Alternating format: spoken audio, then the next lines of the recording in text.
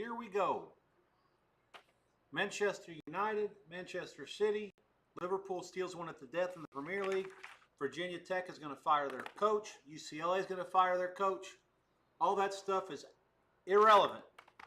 For the next 7 hours, we've got refs, a.k.a. the NFL. Here we go. I've got one TV that I got to fix before we get this thing started. Hang tight. Jesus, bad job.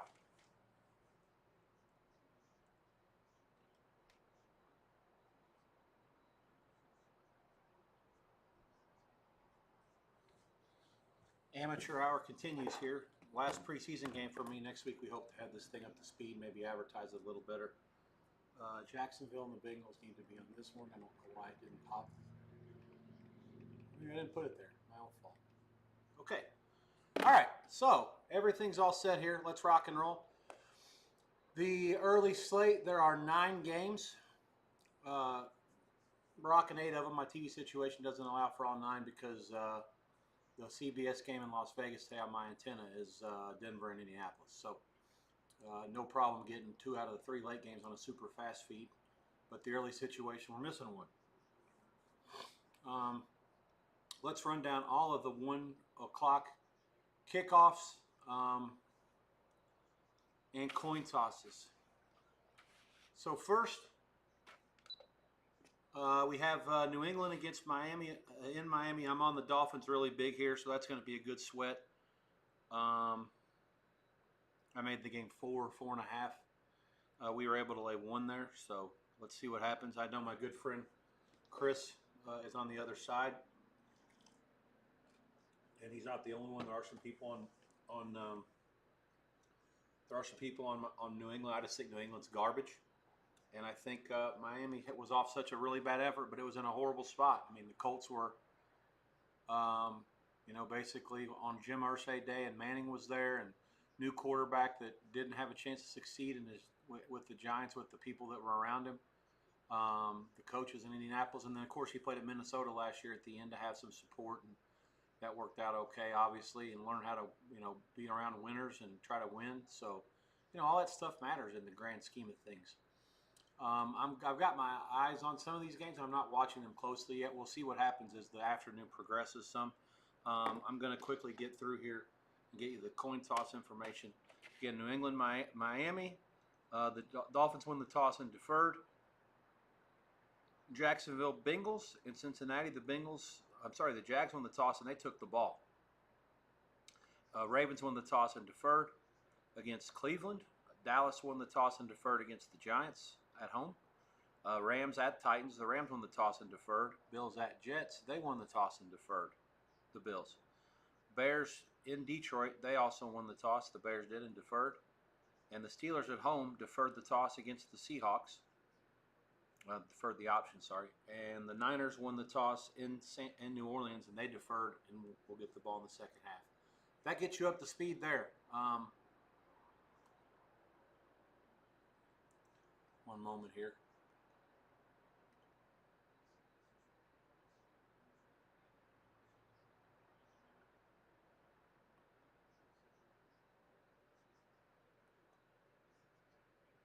Okay. So the Lions are rocking and rolling already. They're already in. Goof. Looks like took them right down the field. I can't say that I'm surprised, but after seeing how good the Packers were, just maybe, Green Bay is that good, and Detroit just gets a molly for that effort. We'll find out more, obviously, over the course of the rest of the week.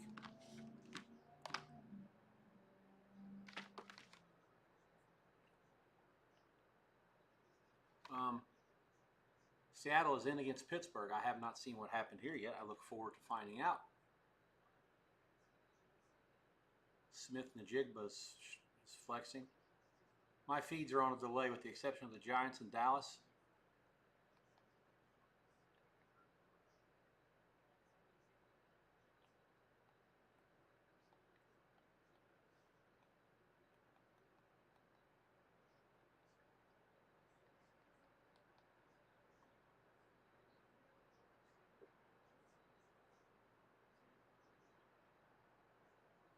let's see.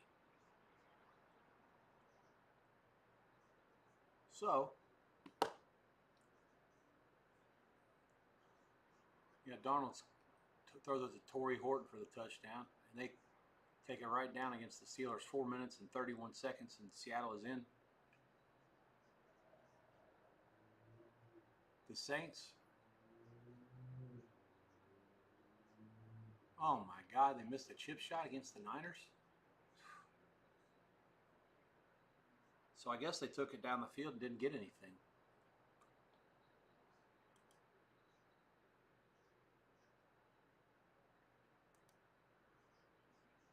New England's in the red zone. Hooper down inside the 15. It's crazy how these teams off these scripts to start the game are so good.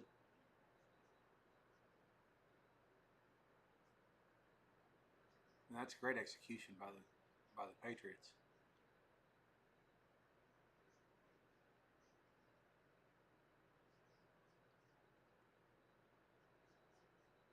Now they pounded up the middle.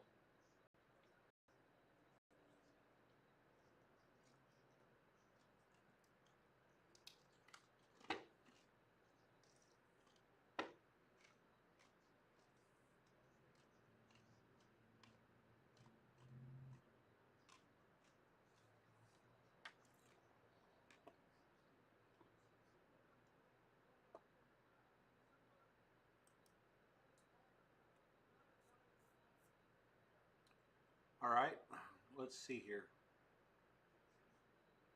I'm not your guy for fantasy, by the way. Sorry about that. I'll try to do better going forward, but I don't have a ticker. I'm going to leave that to you guys once I get this chat going. You guys can talk all about your fantasy all day. Feel free to ask me questions if you want. If I have an answer that I think will help you, I'll be glad to give it. It's more based on teams and how I think they'll respond and play, and maybe game states than anything else. Hollins is in for the Patriots. Excellent drive there by New England. They take it right down and score against the Dolphins. Not encouraging, given the Dolphins were so bad last week. Jacksonville right down the field and scores. 4 minutes, 9 seconds against the Bengals. 7-0. Lawrence to Brown.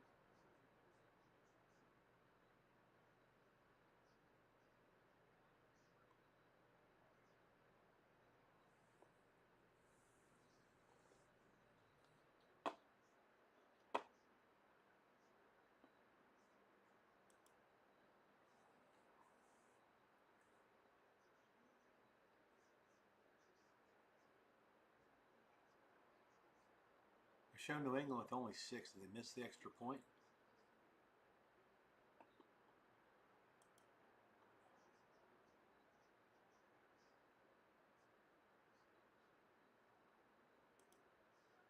Bears have it now after giving up a leadoff touchdown to the Lions.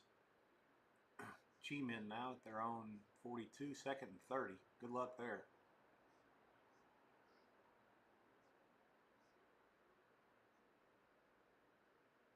Have they actually had the ball this whole time? Surely not.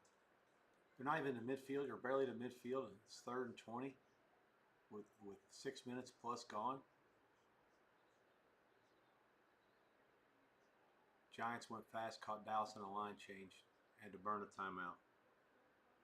Now I'm really curious about this.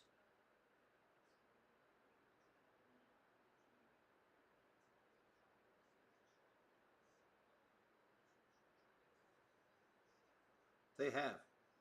They've had the ball the whole quarter, 7 minutes, and they just got it to midfield. This is fucking incredible. Oh, shit, that's great.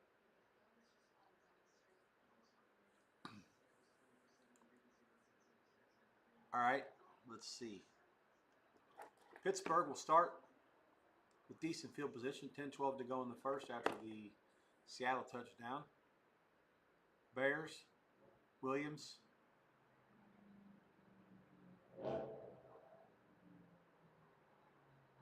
They stopped it before it started. 1st and 15. Mac Jones out against the Saints today. Saints force a punt. I'll have to see how they got it down there so fast. Bears, 1st and 15. They got it to Swift, first down.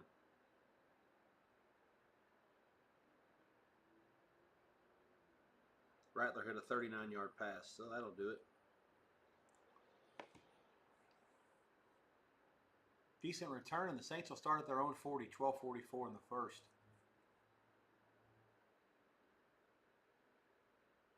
First down, Bears again. This is DJ Moore. Here come the scripted Bears. They look like world beaters on their first drive last week, or on Monday night.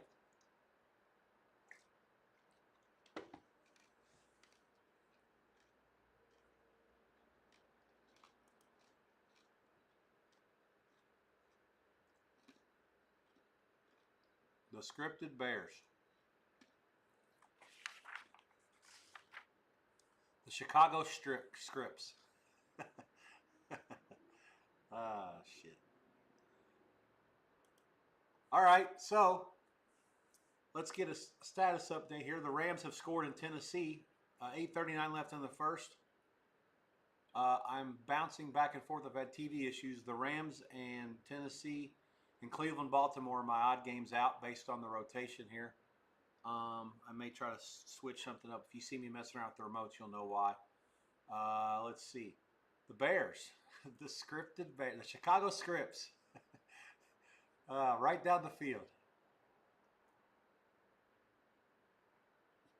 Williams is 4 for 4 for 26 yards.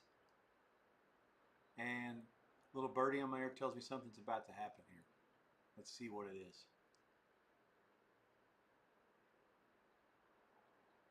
Third and 9.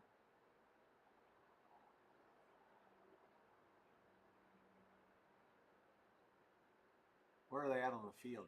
In field goal range. At the 28. And there it is. Great execution. Rome Odunze just ran a little shallow cross across the middle. There was no one there. Detroit dropped in the deep zone. Caught it. No one around. Got one block. And that's it. 7-6. Extra point pending for the Bears. It's good. 8.5 to go in the first. 7-all in Detroit. Could be in for a track meet. Buffalo has hit the end zone also in the middle of the first quarter against the Jets.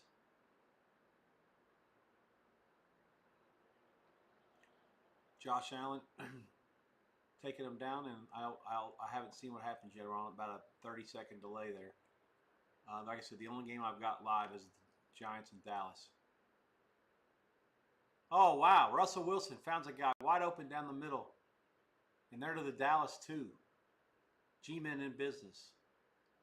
Robinson, the UK vet. There is a flag. I think that was 3rd and 25. How in the hell can you let that happen?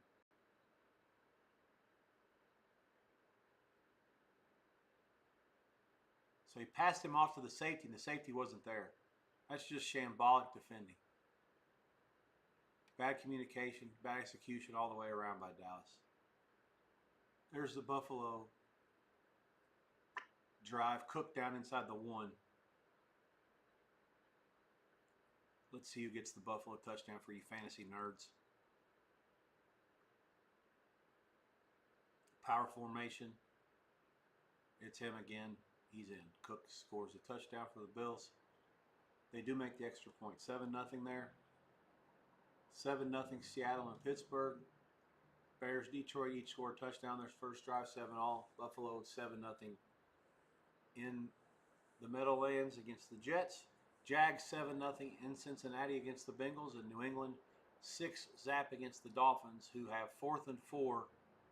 And Dolphin fans booing the decision to punt, or the team altogether, the effort so far. I don't even know what that was. Achane out of the backfield. They do punt. So 3 and out for Miami. Caught at the 23, returned to the 29, 30, 31. New England will start there. 7:54 left in the first. Saints in Frisco territory now. Rattler drops back, fires one to the sideline. Tipped. Tried to drop it in between the zones. Not quite high enough. for Olave to make the play.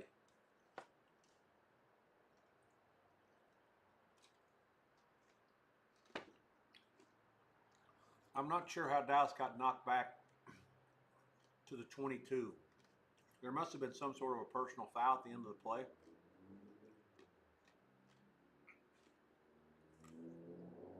I've got no volume here, so I'm doing the best I can to watch it. 8 or 9 games at once.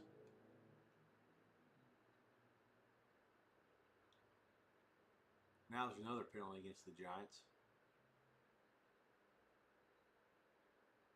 Giants are in some sort of big formations.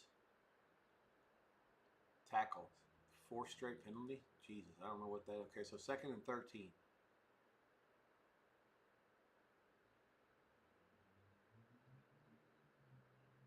Wilson fires a bullet to the big tight end. He didn't see it until it hit him in the helmet almost. That's his first incompletion. Because of all the penalties, Wilson is 6 for 6 for 95 yards. This quarter's lasted 8 minutes and 39 seconds already, and the Giants are still technically not in the red zone. Oh shit! They actually didn't even have the ball at midfield technically, and half the quarter had been played. Boswell, he's about the closest thing to automatic there is these days. From 48, Steelers cut it to 7-3. Lions have a chance to go back and try to hold serve. Wilson throws it all the way out of the end zone. The Giants are going to settle for a field goal attempt. Goff has all day. Fires it downfield. That's caught, first down. If you let him, he had more time on that pass than he had all of his passes last week. All of them. There's not one time last week he got to sit down there, drop back, and literally pat the ball until somebody got open. That's Amon-Ra St. Brown. He's out near midfield. Good pass. He threw it low where only he could get to it. Not the DB. The field goal from Dallas, or from the G-men is good. 6:11 left in the first. 3-0 Giants. Goff again. Another downfield pass, and that's horrible. Williams had broken wide open out. Underthrew him by about 3 yards. Bengals nothing on their first drive. Jags get it back 9-16. They're starting at their own 27. The first play is a handoff. This back was so good last week, they actually thought that Tanks Bigsby was tradable, and they did. They sent him to the Eagles. So they like this 33.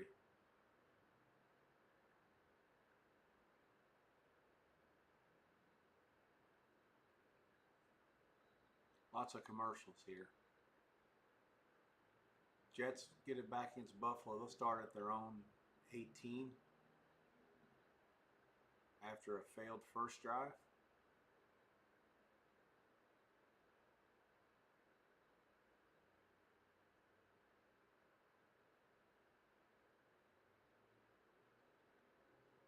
Movement up front on the Pats.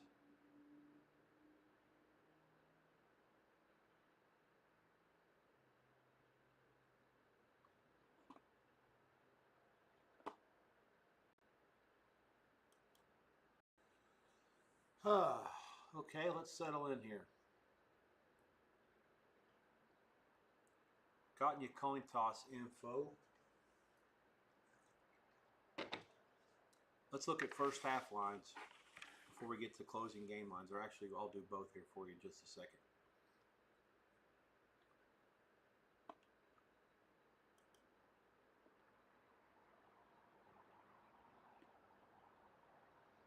Justin Fields has fumbled for the Bills or for the Jets, and the Bills get it back.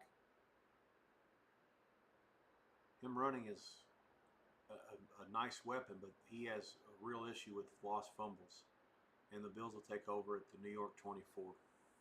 Lions are punting from near midfield. Fair catch at the 10. The Bears will start there. 6:52 left in the quarter. And the Bengal defense continues to be a sieve. I'm not sure what we got last week. They gave all kinds of yards up to Browns, but they didn't give up any points. Although the inability of the Cleveland kicker to convert cost them the game. Jags now down to the Cincy 30, looking to tack onto their early lead.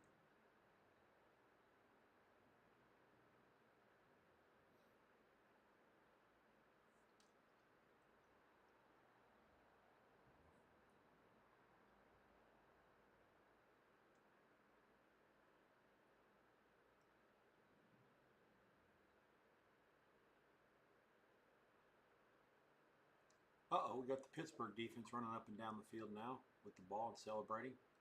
Appears to be a Sam Darnold INT.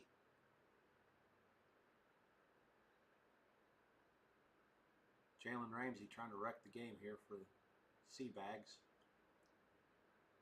I'm not sure what he saw trying to throw the ball at that. You think Cooper Kupp's going to beat Ramsey in that situation? Ramsey ran a better route.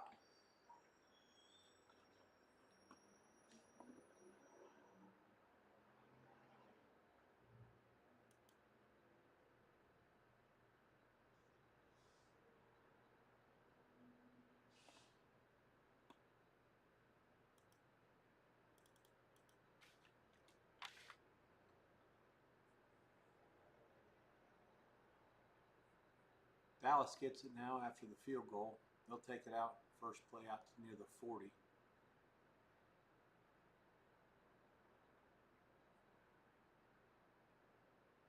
Patriots a great balance so far with 7 rushes and 7 passes.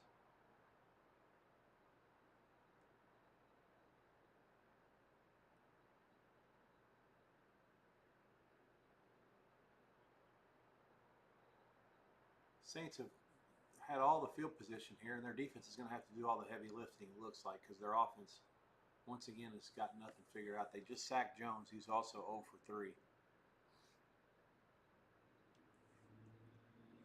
I'm ready to go without taking any more time to go ahead and fire on the Saints and 49ers under live. Don't waste any time here. Just get to the window when you can. I've already got it queued up. I've seen enough of this. Some things will change. Some things never will.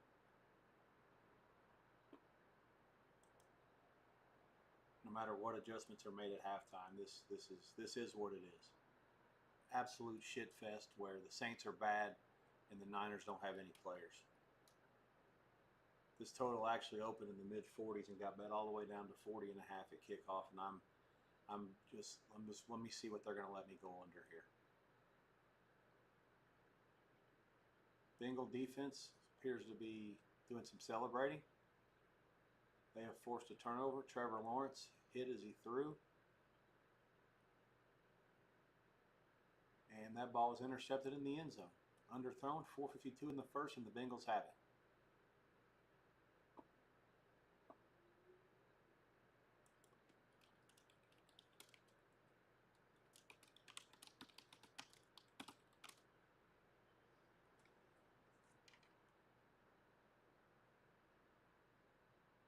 Somehow the Niners get a first down. I don't know how that happened. That's their first of the game.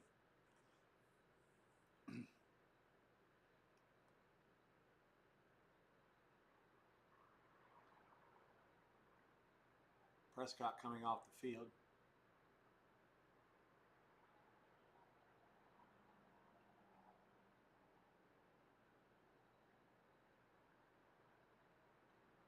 What was that? They sneaked it? I don't understand. Oh, they must have went early. It's 4th and 1 and they went early. Or they delay.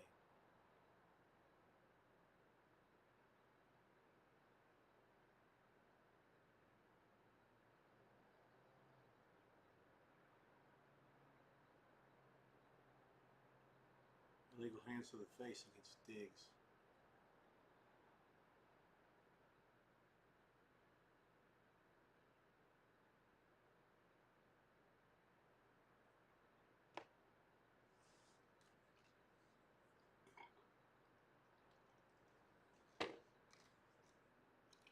All right. Now's the time. There's a 37 and a half out there. Get it. If not, 37 is good.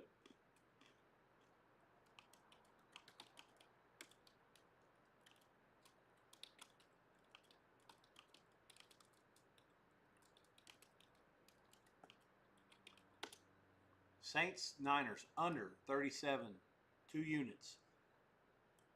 We chased the 37 and a half. I'm still waiting to see if we got it. I'm giving you guys to bet a 37. It's good. All the way to 37 minus 15 is good. Niners backup quarterback, Saints quarterback should be a backup. Seen enough. Don't want to miss that later. If the Niners get points now, it might go up. I don't know necessarily think that's a bad thing. Go for more. The Saints can't script a better start than that. With Rattler this week, I don't know what they got. I don't know what they're thinking. I don't know what they plan on doing to try to score. Second home game in a row to start the season. The league is giving them all sorts of chances to have an opportunity to succeed here. You get Arizona at home in a game that you could have, should have won, and then you get the Niners at home, who are absolute infirmary. Booty scored a touchdown for the Patriots, who are just digging in the Dolphins' ass already. 12-0, 49 seconds to go in the first.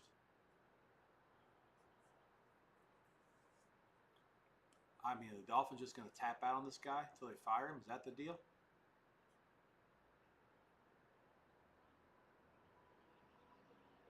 I mean, the Patriots are really bad. I mean, to be down 2 touchdowns at home, and even when they're good, they never win down there. I mean, they never win down there. I think Tom Brady won one game in his career at Miami.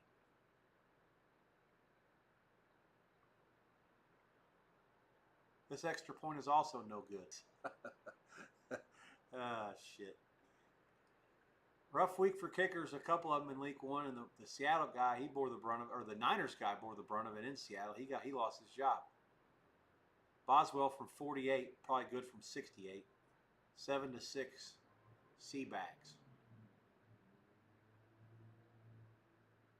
Giants at their own 31 here to start this drive. Bengals out past the 40, first down.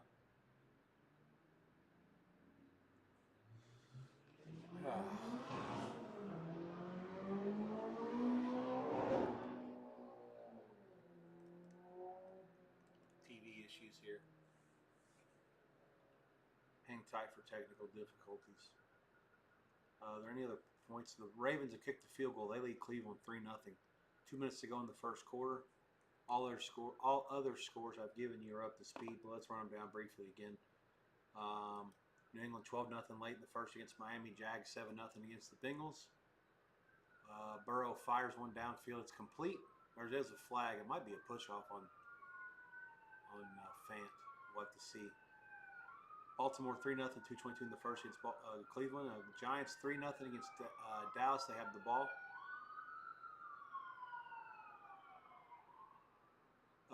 Let's see. Rams 7-0 late in the first at Tennessee. Buffalo 10-0. 4 minutes to go in the first at the Jets. Let's see what happens here at the Jets.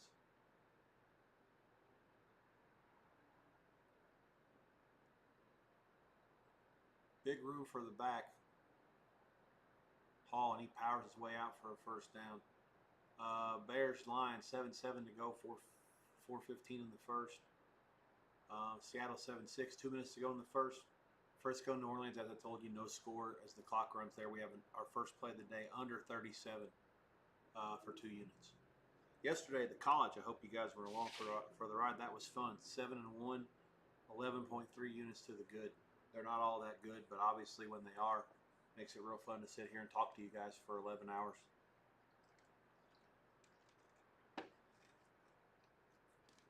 That was live in second half stuff. Started with the first game of the day. Not even 9:30 in the morning Pacific time when the Troy State quarterback gets hurt and sets up a live play on Memphis, and then a second half play on under. All right, this TV situation's let me down. One of the boxes is acting up. We'll be back in just a second.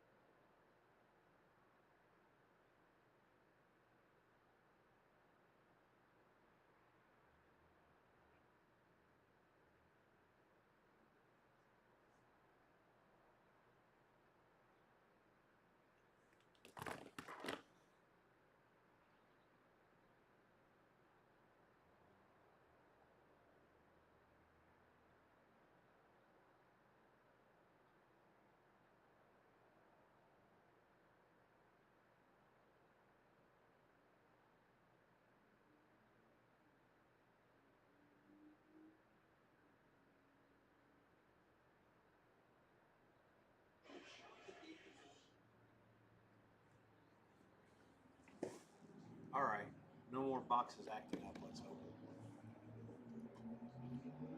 Niners have marched it into the red zone, 2nd and 5. McCaffrey gets it down to 12. Be 3rd and 2. Under 37 and 37 and a half looks a whole lot better if you stop them. Unfortunately, the score, my scoring feature is telling me they did not stop them. Let's see how they get the touchdown. Jones play fakes, rolls out to the tight end, makes a guy miss. They pound it in. Niners 6-0. Farrell, the second tight end, scores for the Niners. Point pending. 3:25 to go in the first. Graham Gano from 33 is good. Giants 6, Dallas 0. Lions are now at the Dick line. Lions are in. David Montgomery. 13-7 point pending.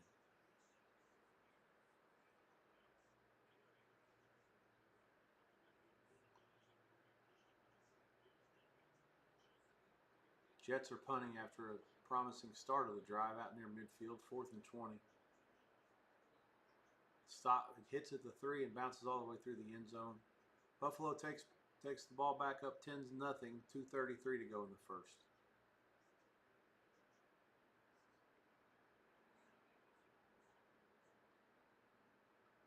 Seattle has pounded their way into field goal range. Did take a penalty, so it'll be 2nd and long as they continue their drive. Lions extra point is good.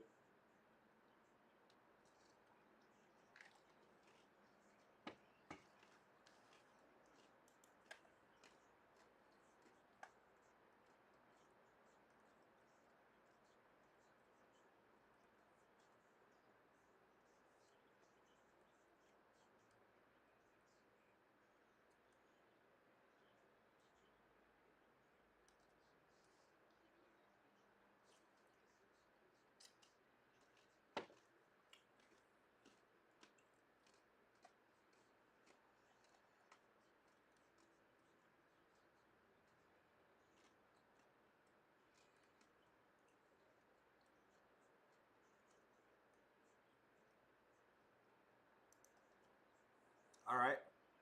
Okay. I promised you stuff for first half, and I'm going to give it to you. There's a ton of commercials right now, so this is a perfect time.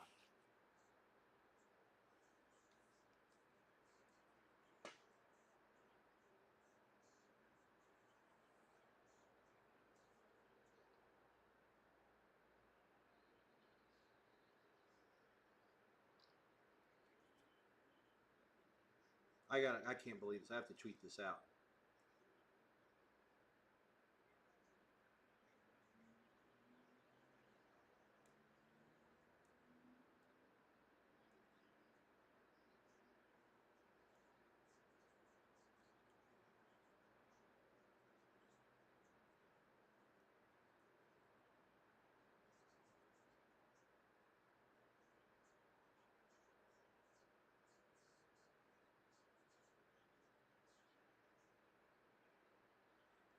All right, here we go.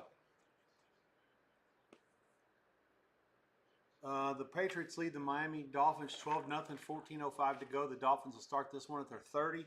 The first half line was Miami minus a half point and 21 over. Game line closed Miami 2.5. There was some 2 and 43. Jags Bengals. Bengals 3rd and goal. Let's watch this one before I get to the logistics of what the game was there. 3rd and goal at the 4. Burrow shotgun, one back to his left. Trips to his right in a kind of a bunch. Zings it to the left side. That's Jamar Chase in single coverage. No chance. 7 seconds to go in the first. The Bengals are an extra point away from a tie. That game, the Bengals in the first half were 3, the dog 15, so 3 minus 05 on Cincinnati. Total was also 24.5. Pretty high number there. Game closed the Bengals 3.5, and there was some 3.5 dog money. And 49.5, 50 on the total. Baltimore and Cleveland. Baltimore at home. Closing price, Baltimore 12.5, 46, 46.5. First half, Baltimore 7 minus 05. So 7 the dog 15. Cleveland, and the total was 23.5. G-Men lead Dallas 6-0 inside the last 40 seconds of the first quarter. Dallas has the ball at their own 34. That game closed 4.5. The total 44.5. First half was 3 minus 0.5. The dog 15 then for Dallas, the favorite, and 22.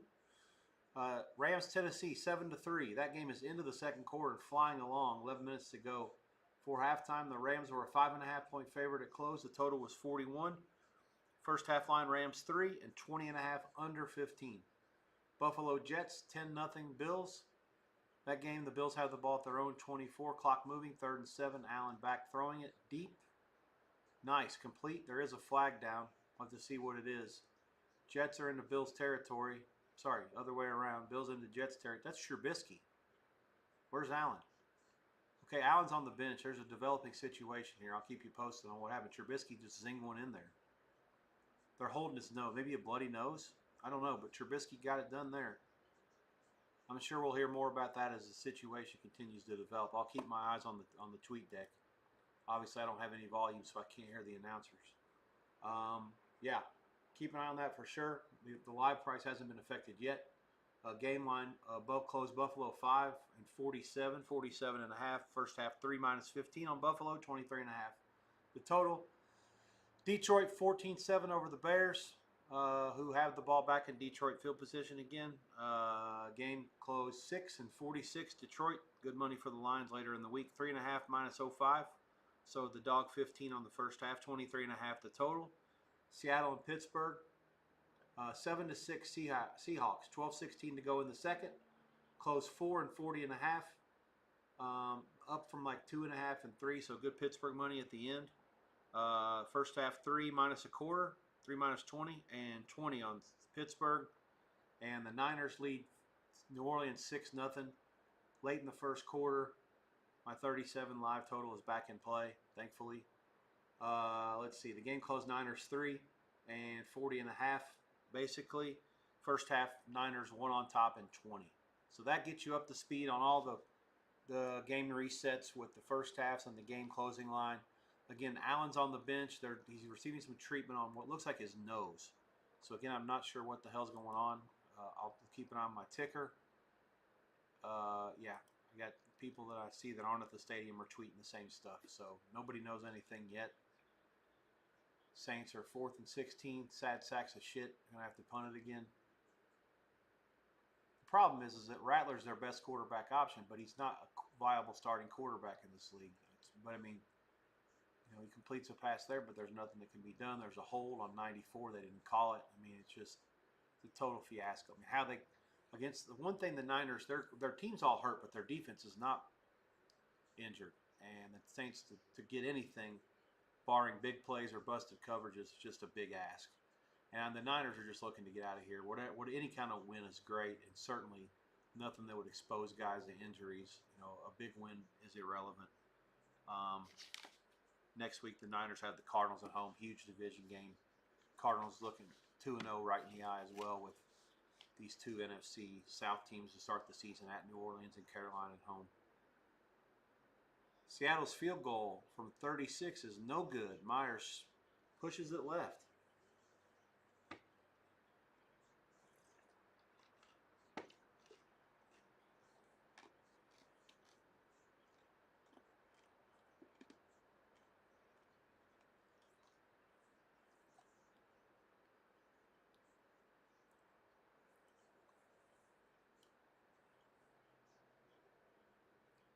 Niners started at 6:25. I'm sorry, 6-0 with 1:25 left in the first. Twitter tells me the Barch is out. Niners are going to call a timeout before the first play. I'm not sure what the holdup is there. The Dolphins. Jalen Waddle from Tua, and they have sliced New England's lead to 12-7. Hopefully some order's been restored up there.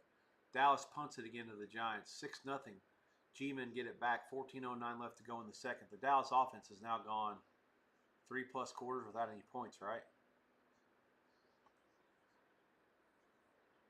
Second quarter about to begin in Cincinnati. The Titanicals have kicked the field goal. They now trail the Rams 7-3. Stafford zings one over the middle to Puka Nakua. No, it's Devontae Adams for 33, and that's into Titans territory. As things stand now, I've got everything set up here except for the Ravens and Cleveland. The good news for me is I have all these boxes. I can do whatever the hell I want to. So as the game conditions change, I will adjust with them. 3rd and 6 for Buffalo, and they're going to get the Jets are going to get called for interference. It looks like Allen's back in. So whatever was ailing his nose has been rectified.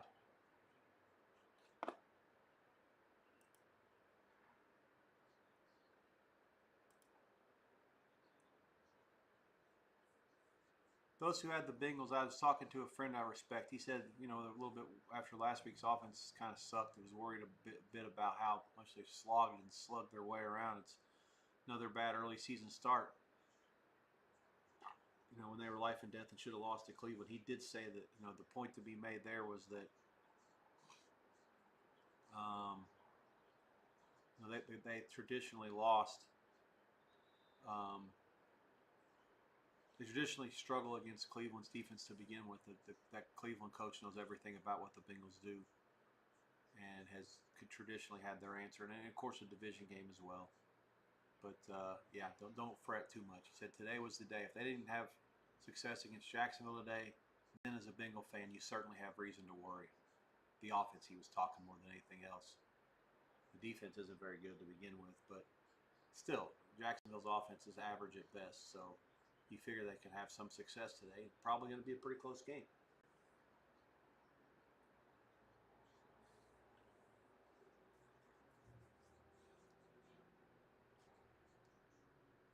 Bills have gotten it down into Jets territory again after the penalty parade.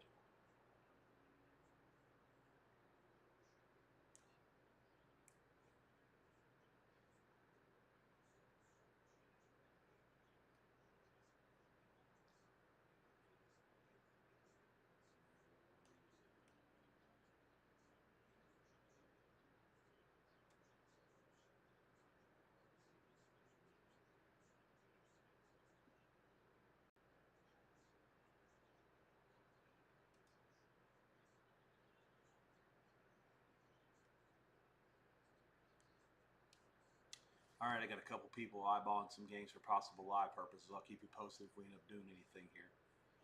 Can't wait to have folks in the chat here as we get going forward and we all sit here and watch this stuff and sweat it together. Go after some possibilities and some shots. I got 2 eyes and I can watch several games, but I can't watch 9.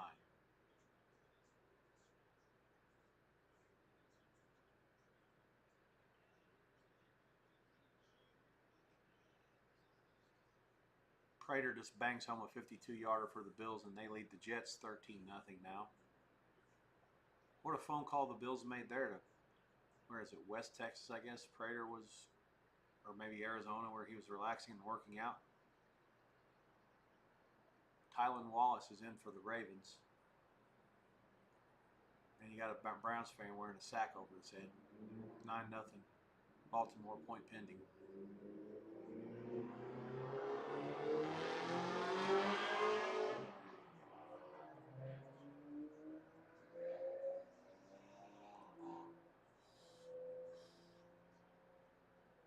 Jags on the move against Cincinnati.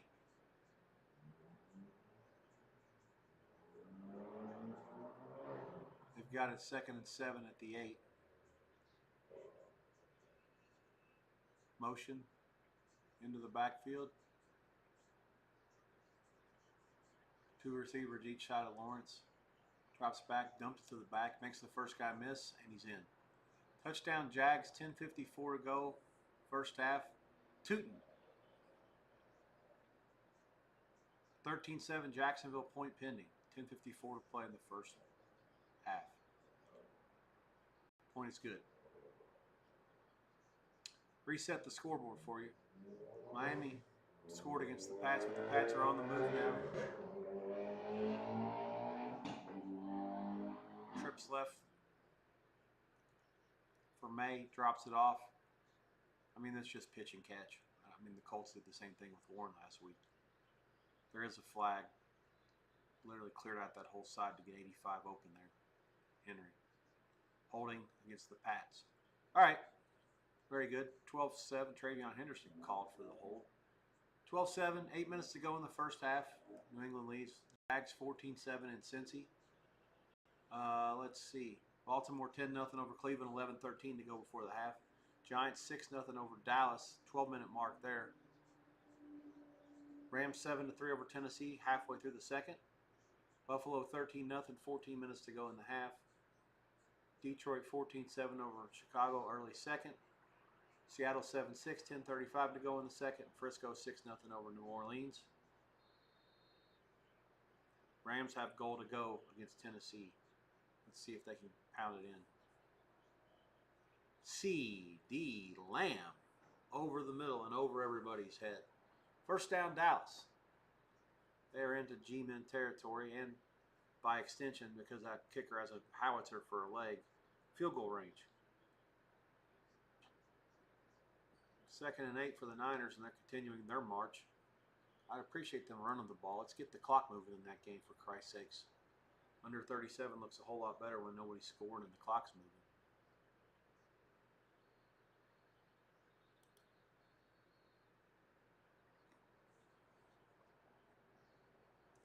Bears scored a touchdown the first drive, and then they punted, and then they fumbled. So let's see if they can come back and tie it up here against the Leos. Again, similar start to last week at the game script. A touchdown on the first drive, and then it started to get away from them. Let's see what happens here. If they don't score here, maybe worth a look on Detroit Live.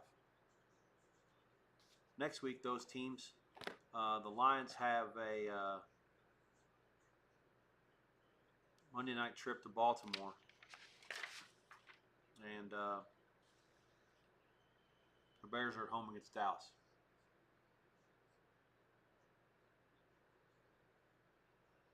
Patient running by Williams there. I'm sure the Dallas fans are curious, myself included. I'm not a fan, but I'm curious myself to see Blue get involved for Dallas at some point. I feel like last week, if he was the backup, he's the one that gets the ball in that big run. He probably scores a touchdown. They don't catch him. Totally different game. Stafford back at the end zone, waited, nothing there. Tried to get it to Adams, not there. Good coverage by the Titanicals, and it'll be a field goal attempt for the Rams.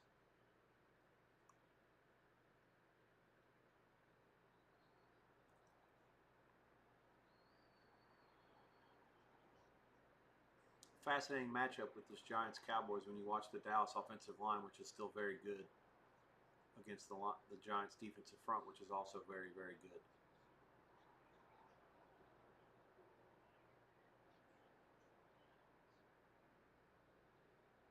The Jets' offense having all kinds of troubles this week compared to last week. Buffalo going down in class quite a bit, going from the best team and the best offense in the league last week to the Jets today. Little different story.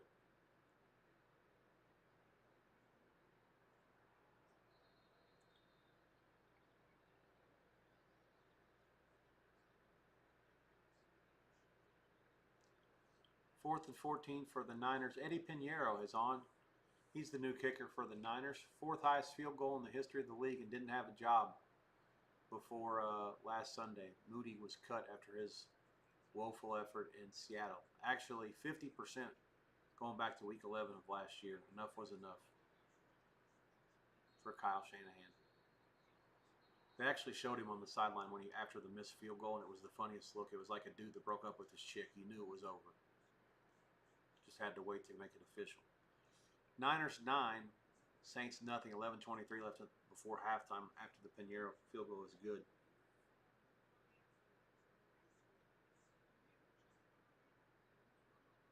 No other points since my last update a couple minutes ago.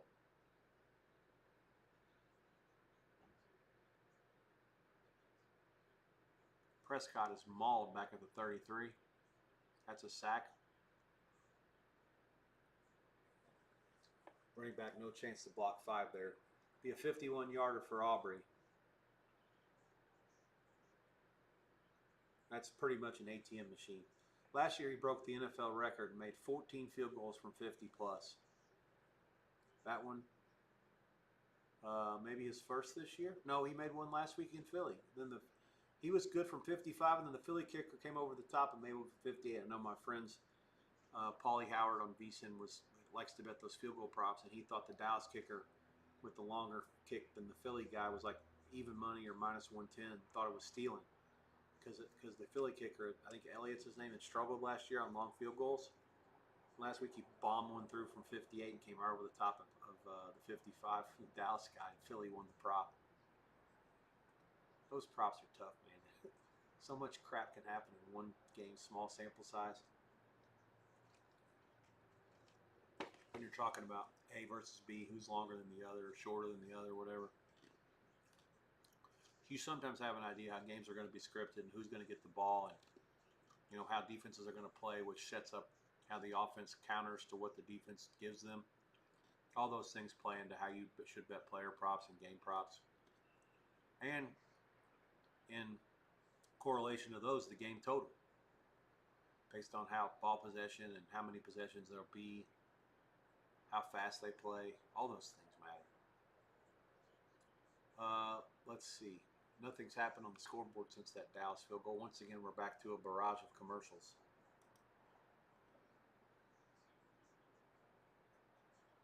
The Patriots have it up 12-7. They're showing Ramondre Stevenson. I'm not sure what happened. Looks like they banged their way into the red zone here. Yeah, they're almost goal to go. The Dolphins can't stand prosperity. They finally get something out of their offense, and the defense sucks ass again. I mean, this New England bunch couldn't even string first downs together against the Raiders at home.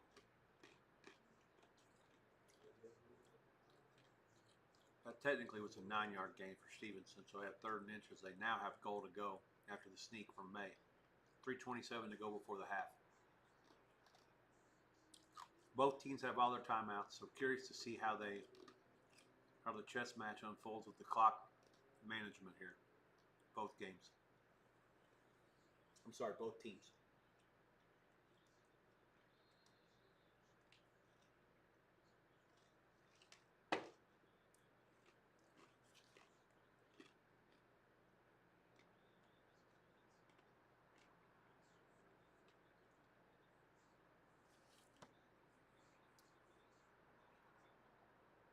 May snaps it, give us to the back. He gets maybe 1, could be 2.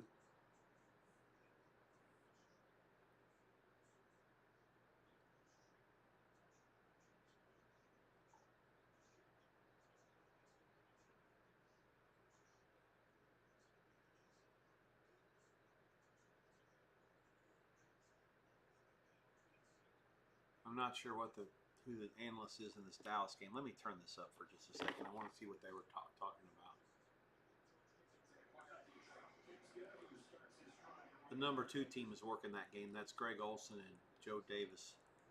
Olsen, in my mind, is the best color guy in the league, at least that works in these games. You could argue that, I don't know. I mean, there's a lot of people that don't like Collinsworth's work. I think he's at times great, and other times he's not very good. I think Brady is going to continue to improve. I think Romo has gotten worse, but he has been better. Or he was better in week 1 from what I gather and what I read. Obviously, I don't get to listen to these guys much when I'm talking to you guys, and I don't really care to listen to them much. Standalone games are always the ones that I'll hear because there's nothing else going on. No red zone, no me talking to you guys and not listening to anything. Generally speaking, announcers are negative EV in my mind. But if you need to have context of what's going on in a game, it's kind of important. But when I've listened to Greg Olsen, I've almost come out of every game that he's worked, coming out of it learning something.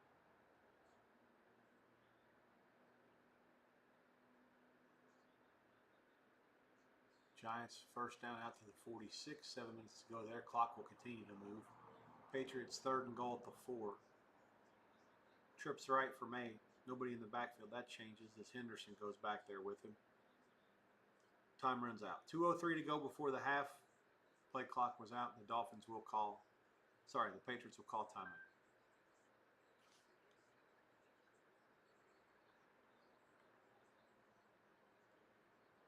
Let's see. Cook is in for Buffalo. So following the Knox drop, Josh, where maybe the Jets fired all their bullets last week and the Bills did not until the very end, and they were ready to rock and roll today. Certainly better position in terms of not having to face the Baltimore offense today. I'll have to pay attention to teams that play Baltimore, what they do the next week. Certainly a totally different game going against Henry, Jackson, and those receivers against dropping it down to the Jets. That's the second 40-plus yard running play for the Bills today. They lead 20-0, and the second quarter is not even halfway old yet. It's getting late early at the Meadowlands. May zings one in, incomplete for Henry in the end zone, and the Dolphins hold up, and there's going to be a field goal after the 2-minute warning. Maybe they can go down and do something here after that. Malik Neighbors is into the paint for the G-men. He's going to do a snow angel or something. I'm not sure what he's going to do. Russell Wilson hits him, and now there's some sort of a celebration that's upcoming. These LSU receivers are all animals. The Bama guys, too, for that matter. I mean, that's good coverage by Diggs. It's just not good enough. Did he hold it all the way through? Diggs tries to go get him at the catch. Is there any point where he did not possess the ball? No, he's got it the whole time. 12-3 Giants, point pending from Gano. It's good. 5:37 to go in Dallas. 13-3 New York Giants. 9-0 Saints trail. They throw a pass to the outside on 3rd and 13. Olave slips before he can get any yards, and the Saints will have to punt it again. 9:45 to go. Lions 50-plus yard field goal at 11:57 is no good. Bears take over down 14-7. Steelers, awful pass by Rodgers, and it should have been intercepted, and it was intercepted. No, it was not. They'll have to punt it. 4th down, 6:25 to go. Seattle will get it back with good field position. Seattle's defense is pretty good. I've seen enough out of them. Even last week with the Niners had most of their weapons healthy for most of the game outside of Kittle, and they struggled ferociously to get yardage for most of that one. Niners will start at their own 29 minutes to go in the second.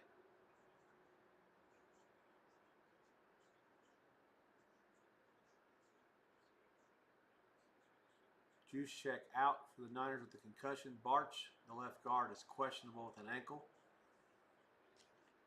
for live and halftime purposes. The New England field goal is good.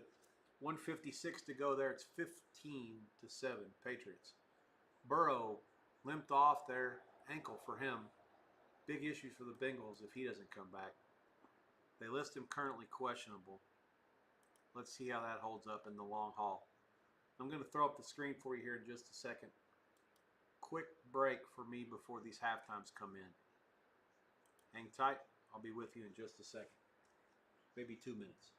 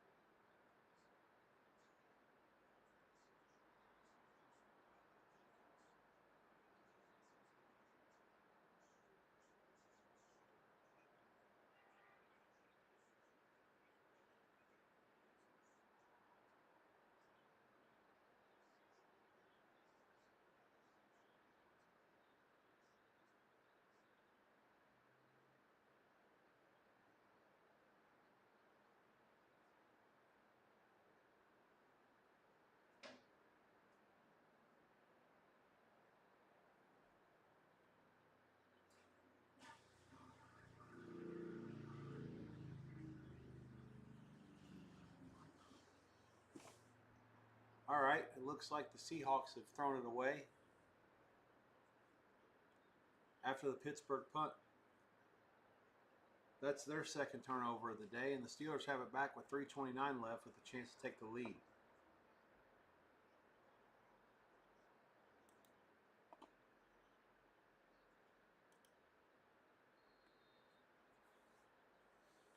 Dallas has it out near midfield, down 13-3, clock running inside of 5 minutes. Niners are forced to punt again.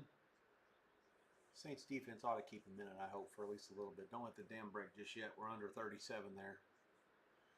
That's the only live play so far. Jags up 14-7 with the ball. They will be punting unless this flag. That's a pick by the Bengals. Let's see what the penalty is first. As things stand, the Bengals will get it at the Jacksonville 31 if the penalty is against Jags.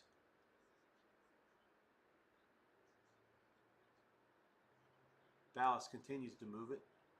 Again, my only fast feed is Dallas and the Giants. Everything else I'm on the delay, so bear with me if you're trying to do anything. I'll only give you live plays during the commercials of any game. Of course, second halves are free for all anywhere. But I try to take it easy these first 2 weeks. I just couldn't help myself in the Niner game. Quarterback for the Bears, a very, very ill-conceived idea to throw it on 2nd and 32 down the field. It's intercepted.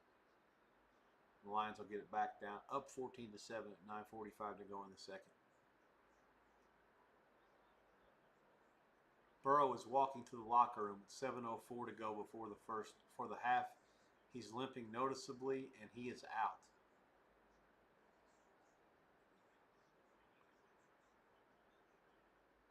Jamar Chase gets it on a reverse. 1 second here. His old team to set his current team up at the red zone. You've got Jamar Chase with that little end around, and Jake Browning, quarterback in Cincinnati. Jake Browning is probably one of the best 3 backups in the league. I would say certainly he could be a capable starter for multiple weeks if need be. The problem is the guy he's backing up is one of the best 4 quarterbacks in football. So let's see what happens here. The Bengals will have 3rd and short. 2 yards to go.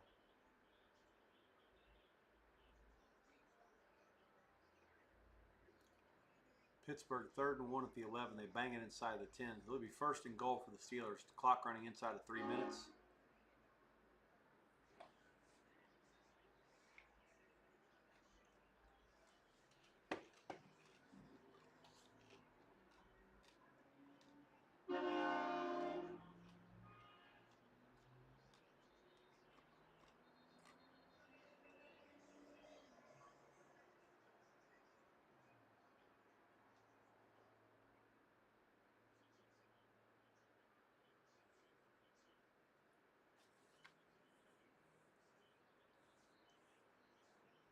Dolphins are out near midfield. 2nd down, clock moving, 1:30 to go. 2-minute timeout, Pittsburgh, 7-6 there. Seahawks still lead. 2nd and goal at maybe the 3. Bengals have it at the 20. 5 minutes to go there. Browning play fake, rolls right. Fires out of bounds.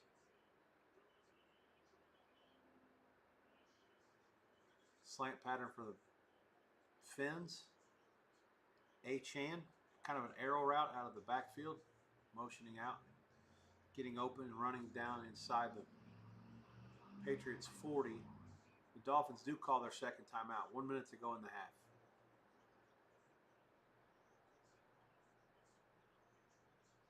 Travis Hunter comes off for the Jags, limping.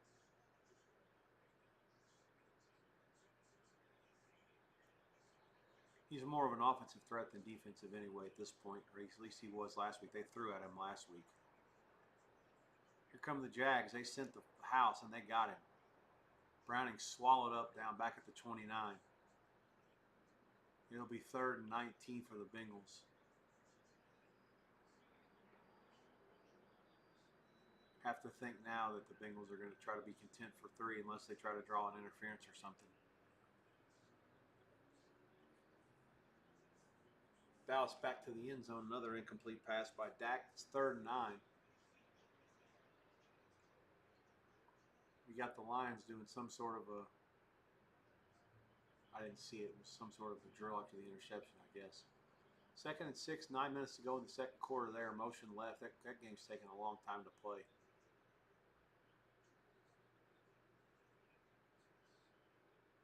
Dragging ass behind the other games for sure.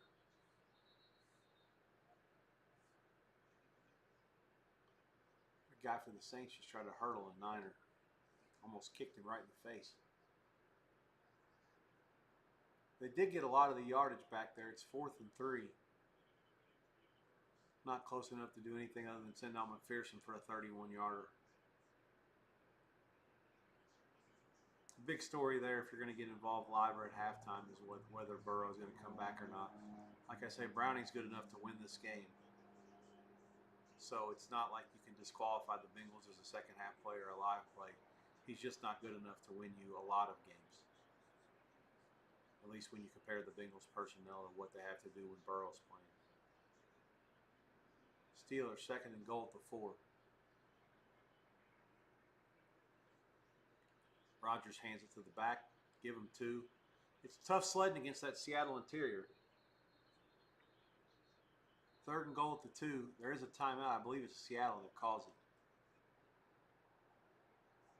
C.D. Lamb. And here comes a flag. I'm guessing that flag might be against Lamb. He did a whole lot of dancing and was talking a lot. Let's see what happens. I actually want to hear the refs on this one.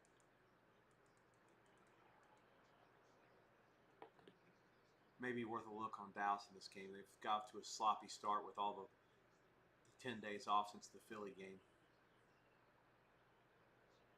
3rd and goal for Rodgers. 2 receivers to each side. Back offset to his left out of the gun. Drops back. Slings it. Post-up route, and it's caught. D.K. Metcalf. The D.K. Metcalf Revenge Tour is underway, and Devon Achane has found the paint. And the Delfinos have chopped it to 15-13. Tua says, let's go for 2.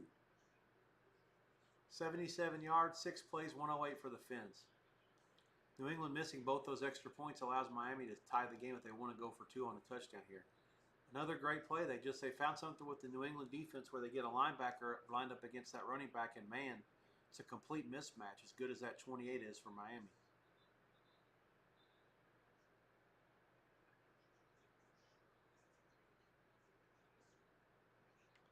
Oh, they stuck Romo and Nance in the Bills-Jets game. Tough beat for them. Unless the Jets can try to muster something up. They did kick a field goal. 20-3, Buffalo, 3:30 to 4 to go before the half. They're going to go for 2, the Steelers are. Rodgers gun again. 2 receivers again. Post up. Fryer move. No, it's not Fryer move. Washington. So, Pittsburgh 14, Seattle 7. 69 seconds to go before the break. Rodgers 2 really nice passes, and of course it's good to have receivers like D.K. Metcalf and Washington that can just back their way into the end zone and bully their way, posting up the defensive back like a power forward on the block. Oh, Dak stings one in there. There is a flag down, but looks like as of now it's a touchdown for the Cowboys.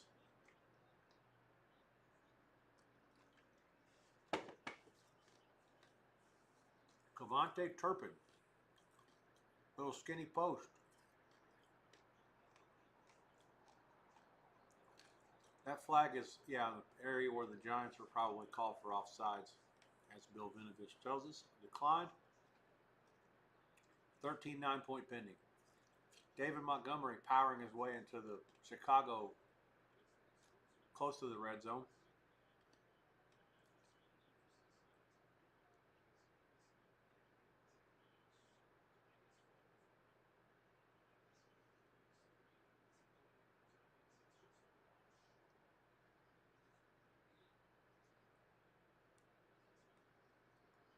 Unabated. Unabated.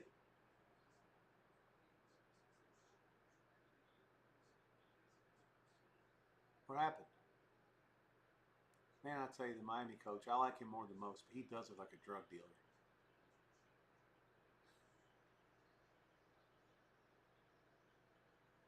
Leo's banging away down there. It's going to be first and goal, 5.5 to go in the half.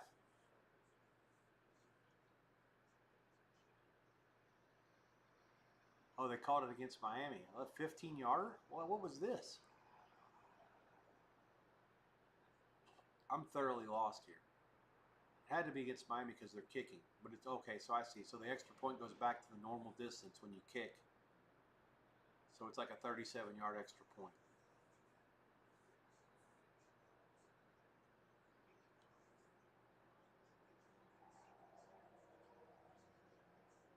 The field goal for the Jets, by the way, was from Folk. It was a 51-yarder. So you got Folk against Prater in this game. What year are we? What are we talking here? 2008. Those were like two of the better fantasy kickers in 2011. I think Prater was a Bronco then, right? That was he loved to have that guy. It's 50+ yarders galore, especially with their offense then. Tim Tebow gets you the ball down there, a couple of first downs, and then you no more from him, and he doesn't turn it over, and then you kick a field goal. He was great. All right, let's reset here. We're going to have a halftime in the Dolphins and Patriots, who are not interested in trying to do anything stupid. The Finns will get the ball first at the half. They trail 15 to 14. New England had scored 2 touchdowns before Miami got any of theirs, but the kicker missed both extra points for the Patriots. So they kicked 2 extra points, missed them both, and they kicked the field goal. So 15-14, they lead it at the break. That's the first one to go into the 9 games. The first half line for that game was Miami a half and 21 over. So the Patriots get the money in the first half. The game goes over. Second half price pretty consistent here. I'm seeing 2 on Miami, which I agree with. I think 2.5 is also good, and the total is 20.5. Anything that has the Dolphins winning the game, I actually think winning it by more than 1 would be the right line. So I would book it at 2.5 and 20.5.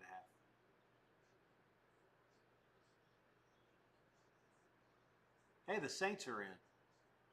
Great for me wanting them to win, but bad for the total. Juwan Johnson. Big play there on 3rd and 6 from the 18. That's going to be a 12-play, 84-yard drive that takes about 6 minutes. So 114 to go before the half, and Spencer Rattler on a lob pass to Johnson. Just a great throw and catch. Not much the defensive back could do there. And the Saints are a point away from cutting this thing to 2. Boy, that's close to being out of bounds. Did his ass hit in bounds? That's going to be the key. Or an elbow. Oh, man, that's so close to the pylon. The pylon. A shin? I don't know. I got nothing. They're going to review it 12 times because it was close.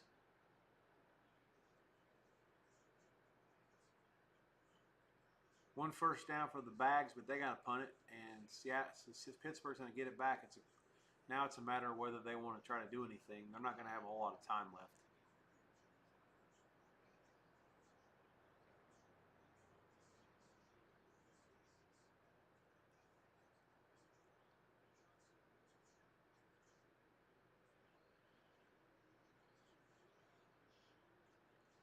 Man, I don't know. This is going to be tough. Let's see what Pereira has to say.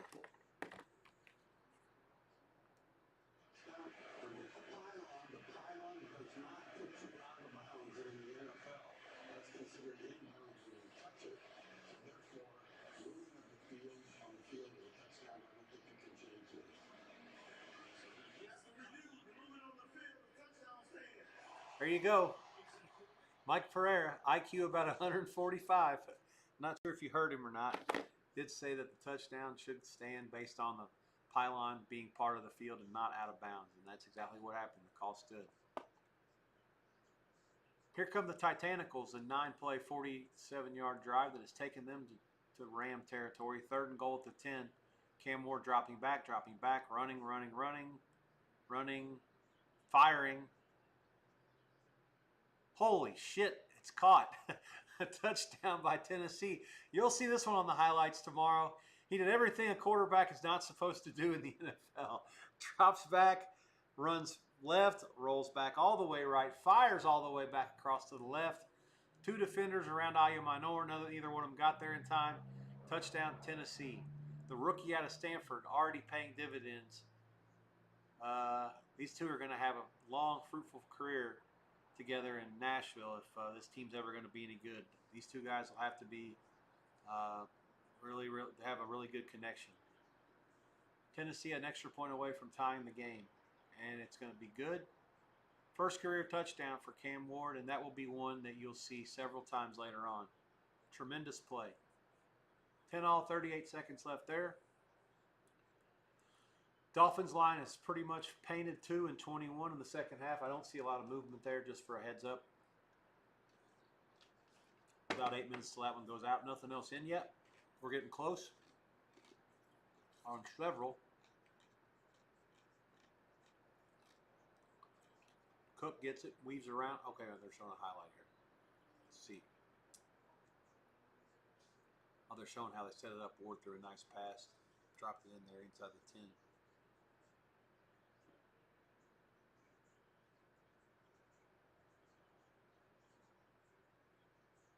Trevor Lawrence fires one into the end zone.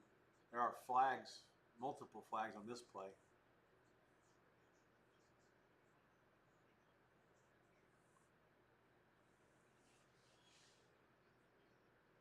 We got a ref convention in Cincinnati. Hold all mutuals. The Bills have ran 36 plays for 248. The Jets 18 for 44. This is probably worse than the 20-3 score that we see on the board at MetLife Stadium. Allen was actually 3 of 10. Now he's 5 for 5. So they're doing all this without even Allen having a big game so far.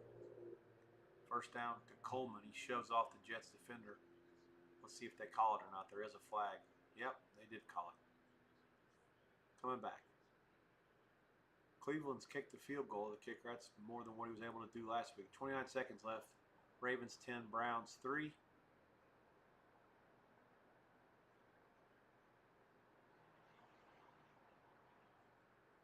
Illegal forward passing is Lawrence.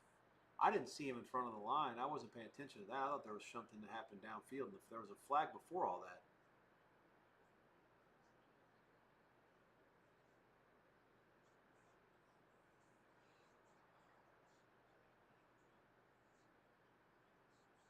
Oh, yeah, he is in front of the line. But there's a flag down there before that. That's why I'm trying. What's the other flag? Clearly, it must have been against the Jags as well, but the illegal forward pass cost them a down. Cam Little in to kick a field goal for the Jags. 1:39 left. They're up 4.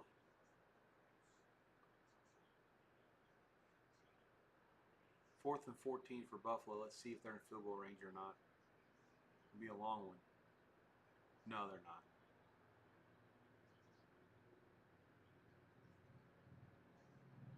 All right. Pitt did nothing. They'll go in with a 14-7 lead. Pittsburgh won the toss and deferred, so they get the ball first. Look, my guy Mikey says that he sees something he's going to be betting. I'm going to give you a number here. 44 years of gambling. Congratulations there.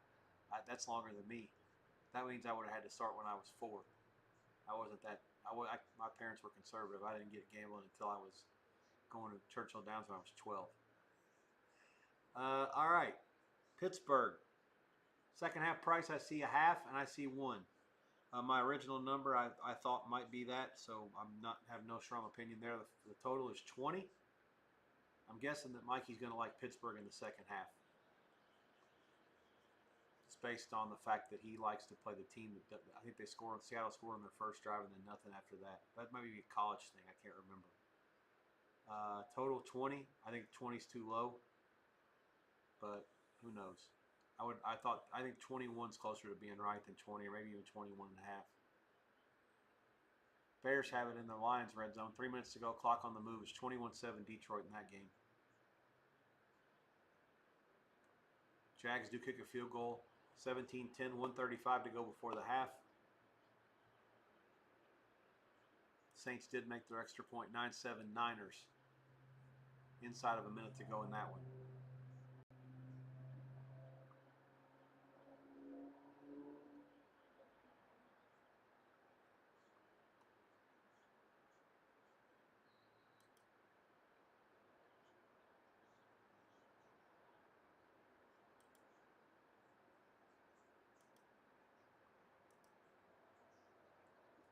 There's starting to be some threes pop up on Miami, and again, I don't disagree with it. I thought 2.5 or 3 was a better line than 2.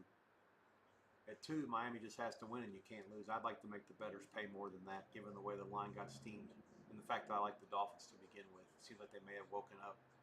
They are a much better team than the Patriots, and especially you got the game down in South Florida. The Patriots sidelines in the sun, Miami's in the shade. The Patriots never do well down there.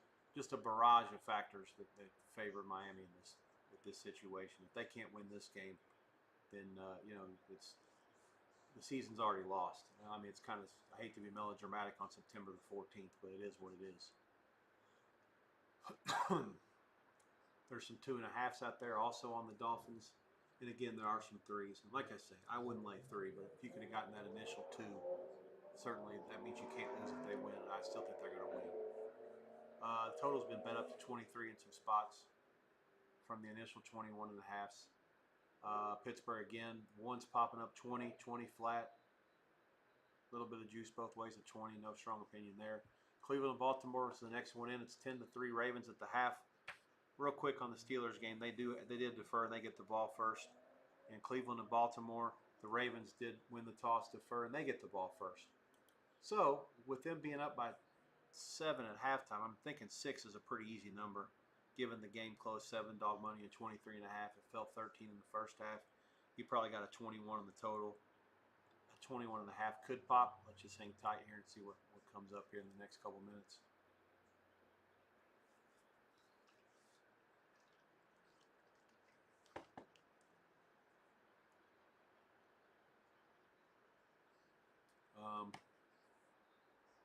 Dallas out near midfield, 40 seconds to go on 3rd and 12. That's a first down. Turpin again. Dak is out of timeouts, so they'll have to go fast here. They're actually already in Autry's range. 67 yards for that guy's probably nothing. Giants rush 4. Dak zings one over the middle. That's going to be tipped and intercepted, I think. Giants guys are fighting over it. Neither one of them wanted to get up to run because they didn't know who had it. Turns out the answer is neither. It's incomplete. 2nd down. I've already said it here, but Dallas is in field goal range. It really would be not very. It does kind of hit the ground there late. Yeah. Tough beat for the G-men. Jets 30 seconds to go. Fields runs it out near midfield. And they are at or near field goal range at this point. The Niners, 1 timeout left, 9 seconds. They use it. They're in the red zone.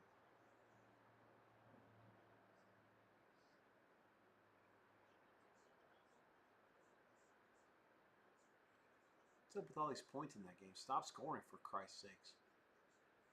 Saints defense got to be better than that. You can't give up 12 to this mess.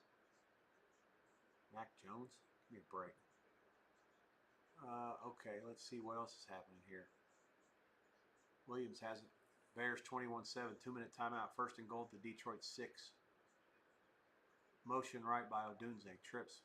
Play fake to the left on the pitch right. Williams rolls, fires, touchdown. That's Rome Odunze. 2nd score of the day for the Bears. 1:55 to go into the half. Lions 21-13 point pending for the Cubbies. Browning 3rd and 11. Bengals clock moving. 1 minute to go before halftime. Jags 17-10. Prescott incomplete again. This time the Giants call timeout. I'm not sure what that's all about. 15 seconds to go. Dallas 3rd and 10 at midfield.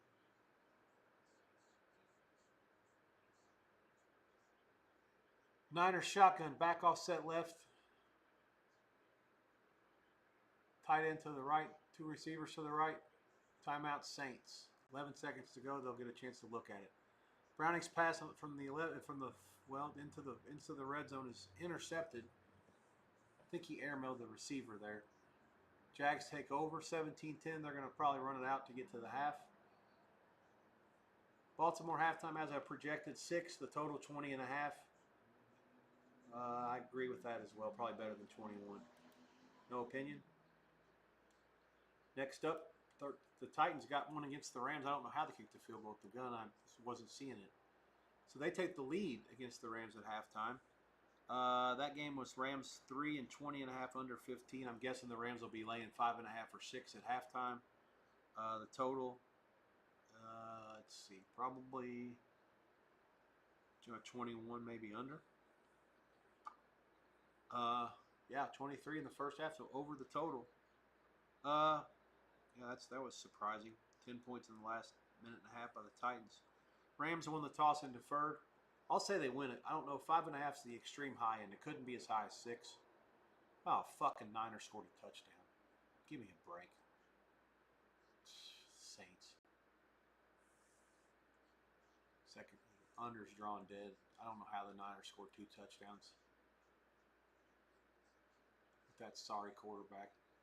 McCaffrey catches a pass off a route concept with trips to the right. 7 seconds left, 16-7.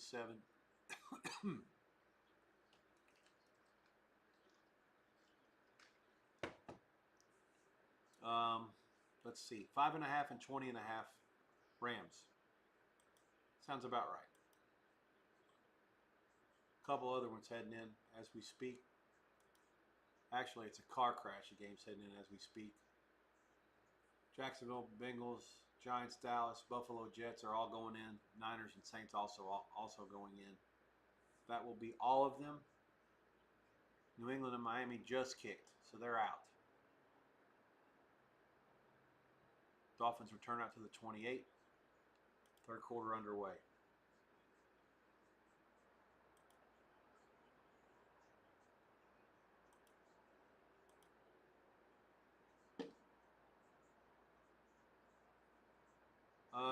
Let's see. That leaves Chicago and Detroit has not gone in yet. The rest of them are at the half except for the Dolphins. Let's see. Let's dissect this. Let's break this down from a fundamental standpoint here. First, I was watching Dallas, so I got a pretty good feel for what we think they should be there. Cowboys lead it. Sorry, the Giants lead at 13-10. Dallas deferred. The Giants had the ball for an hour in the first quarter. That's a game I could see a lot of points being scored in the second half.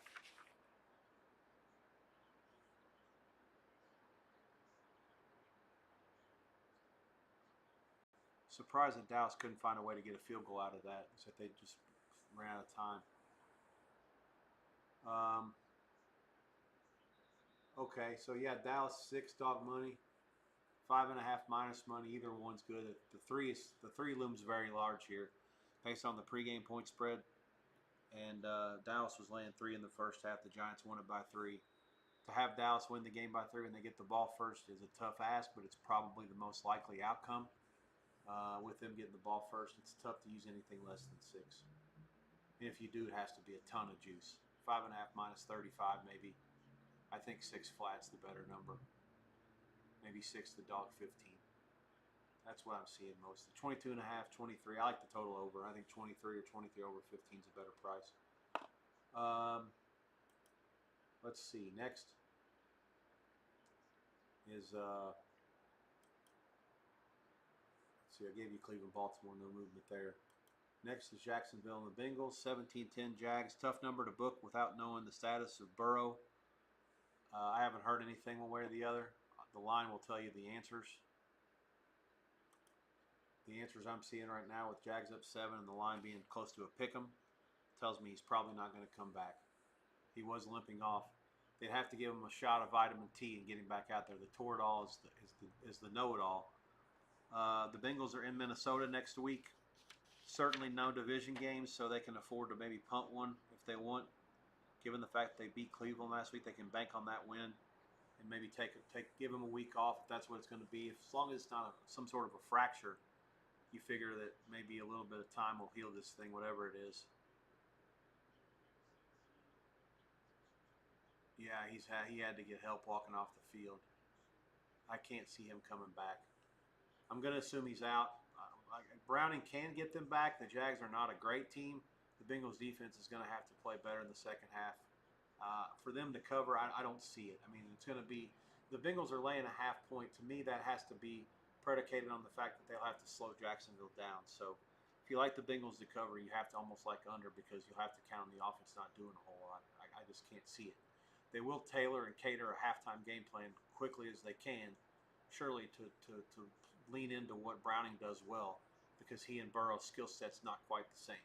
So there might be some adjustments. I'll go back to that game as we get ready to start. As of now, half point, Circa's up to one flat, 23 and a half. I don't know whether the people there have they're buried to the game and they're trying to lay off some exposure, or they think that Burrow's going to come back, or they are higher on Browning than the rest of the market, or they took a bet. Any of the things are in play. Circa won everybody else a half, 23 and a half on the total. That to me seems higher than what it should be. Again, if Burrow's not playing, I don't see how it can be 23 and a half. Next up, I gave you the G-Men in Dallas. I gave you Jacksonville, Cincinnati. The one that also went in at the same time, Buffalo and the Jets. Buffalo's up 20-3 in that game. It's one-way traffic. The Bills won the toss and deferred. Allen started slow, got better. Whitelaw, my friend, on over. There's some other people I respect on under. With the weather being like this, the Jets' offense was pitiful. Will they get back in? How much will they show? Lots of questions. Not sure about the answers to them. Buffalo laying 2.5 and 3. I actually like the Jets somewhat. Bills next week have Miami at home on a Thursday. Clearly just want to get out of this thing healthy and alive. I don't expect them to do anything to try to extend this if they don't have to. The Jets have a coach that demands them to play hard. First year, they're trying to establish some things. He's probably ripping some paint off the wall. They are in Tampa next week, so again, this is a situation where you'll get their best effort in the second half. They were outclassed early. I expect better here. Kind of stunned after maybe the loss last week. So let's try the Jets in the second half. Recommendation there. 3 flats available if you search for it. If not, you can take 2.5. Money line's also acceptable. Jets plus the points in the second half. Total 20 and a half. Next up, let's see. Gotten through all that 5 set. The Dolphins are gone. The Bears just went in. Next is Frisco and New Orleans, 16-7. The Niners lead at halftime. Game exploded here late in the half. The Niners won the toss and deferred. They'll get the ball first. New Orleans a small favorite at halftime. I do agree with that. Half point, I think it should be maybe a little higher than that, up to 2. Total 19 and a half, 20. I like under, but I liked under before, and they shoved it in my ass since the middle of the first quarter. So what do I know? No points at all for anybody for the first 11 and a half minutes, and then they ended the half with 23. So the actual game is on pace to get there, let alone the first half. Again, we'll see. Lean under, certainly at the 20 level. 19 and a half is probably right. I think 19 is probably closer to the correct number.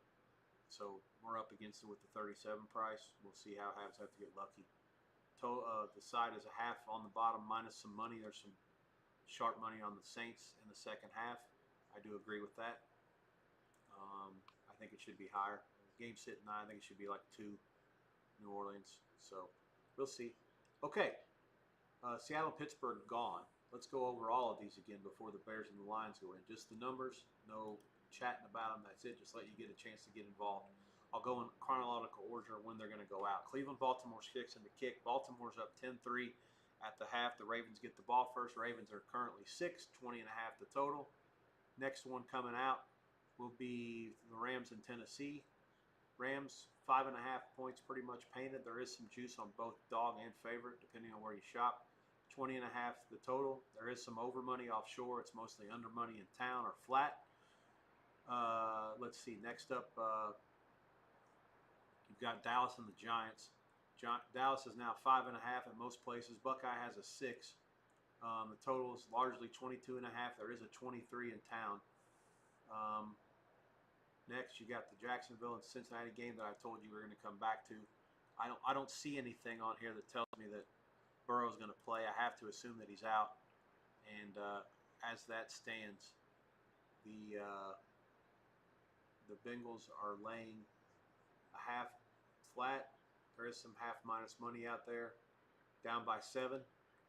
Before the game, the Bengals again were laying 3.5, 4-ish. So clearly there's been an adjustment with Burrow not playing. How much to adjust is everybody's question with the Bengals being at home and down by a touchdown. Total 23.5 flat. Again, that to me seems just a shade high with no Burrow. We'll see how it plays out. Let's see, that knocks out Cincinnati. Cleveland, Baltimore on the tee. Dallas and the Rams. Again, the last two to go out are going to be Buffalo and the Saints. Um, Buffalo 2.5 against the Jets. I like the Jets in the second half. Situations, the fact that they were dominated, the fact that their coach will have them playing hard at home. Now you're getting 19.5 for the game instead of a cheap number like 4, which is what everybody took. They were fighting over the Jets earlier in the week. Now you get a way better number here. I have to assume that they're not going to quit. Coach won't let that happen. I think they'll be firing shots well into the fourth quarter, maybe lose by 10. Saints, again, a half-point favorite, 19.5. There's money coming in on the under here at halftime. My guy Ed Sammons at the Westgate has a 19 flat. I agree with him. We'll see how it plays itself out. Obviously, the 23 points in the last 18 minutes of the half, not ideal. The Bengals are saying it's a left toe injury. I thought he was holding his foot, and they were giving him a escort back to the locker room, so it looked like foot or ankle to me, not just a toe. I guess we'll find out more after the game, but the return being questionable, they're going to have to give him all kinds of drugs to get him back out there the way he looked. And then the last one go in. 2 seconds left before they go to half in Detroit. That game's been running behind the rest of them the whole half, thanks to a bunch of incompletions and such. And of course, a 42-point half. The Lions did score. I didn't see it. To go up 28-14 before the break. Tesla is who they're showing, so I have to assume he's the one that scored.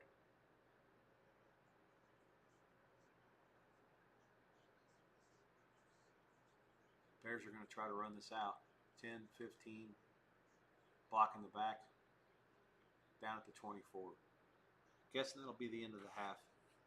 The Lions were a 6-point favorite. The total was 46. The first half line was Detroit 3.5 minus 0.5. 23.5 flies over the total. Game total is already in jeopardy.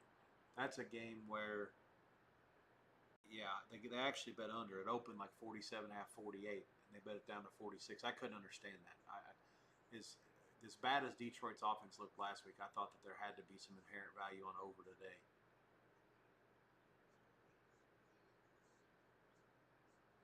(28-14).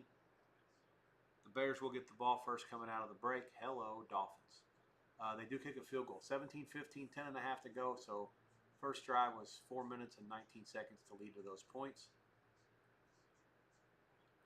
Once the line settles in this Bears and Detroit game, I'm going to be taking a small break. I'll put the lines up for you guys to keep an eye on the scoreboard so you can sweat that while you watch your games, the red zone, whatever else. I'm going to take a small break to regather some things, check some stuff out, and like most weeks during this NFL, just come back for the window when the sweat box is in full gear, which, by the way, the name of the show is going to be the Sweat Box. About ready to brand it all next week. Pretty excited about that. We'll be entering, once we get into the Sweat Box, we'll be entering the Rex Zone.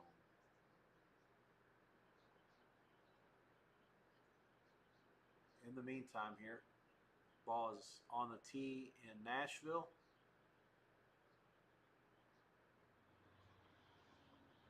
Lamar Jackson playing playground football out here to DeAndre Hopkins. 50-yard touchdown pass, single coverage to the left side. Ravens 16-3, point pending. There's just some guys that can make plays that others can't. The Ravens just happen to have that guy. That is just an incredible play.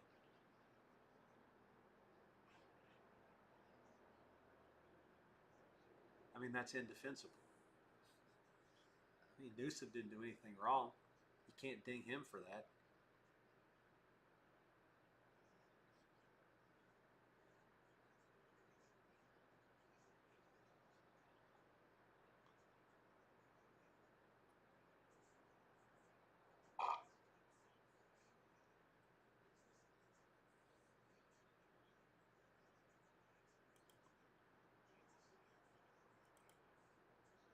Bills and Jets are about to kick.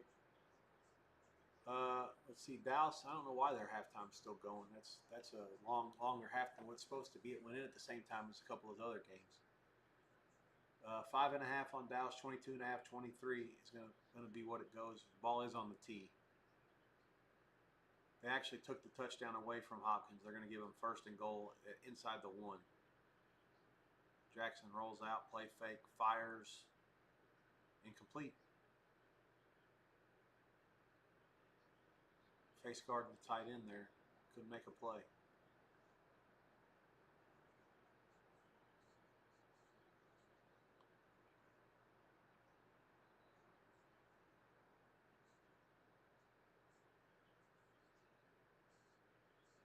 Dolphins defense is showing some fire. There's a flag down. They seem disgusted by it, so it might be against. No, it's not. Brooks is dancing. Holding Patriots 4th down. Go ahead and dance, son. Let's go. Run them out. Run them the hell out of here. Come on, Fins.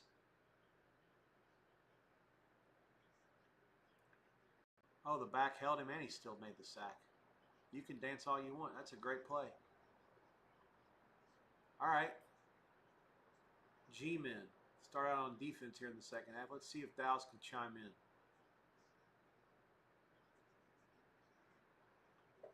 Total yards first half. G-men 251 total yards. That seems crazy. I know that first drive lasted an hour and they only kicked the field goal. Like an 8-yard, 85. Yeah, 80 yards and penalties for the Giants. That is absolutely preposterous.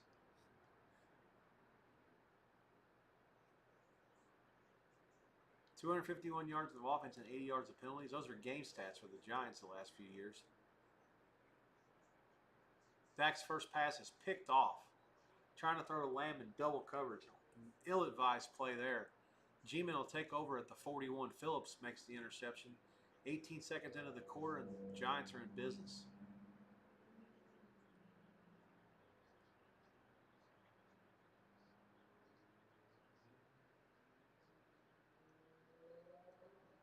Donald zings one between 3 Pittsburgh defenders, and it's caught.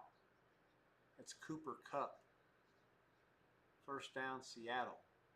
8 minutes to go in the third. They're down to the Pittsburgh 33, down 14-7.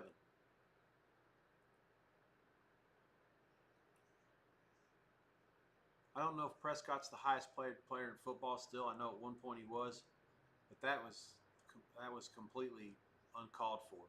For someone that makes that kind of money, that's just a flat-out terrible play. Cooper Kupp doing some serious damage to the Steelers. Seattle into the red zone now.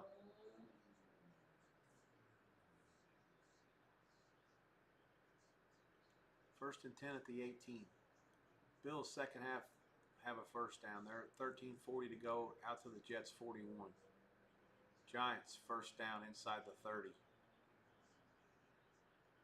Gashing the Dallas defense. Wilson 17 of 20 for 235 yards.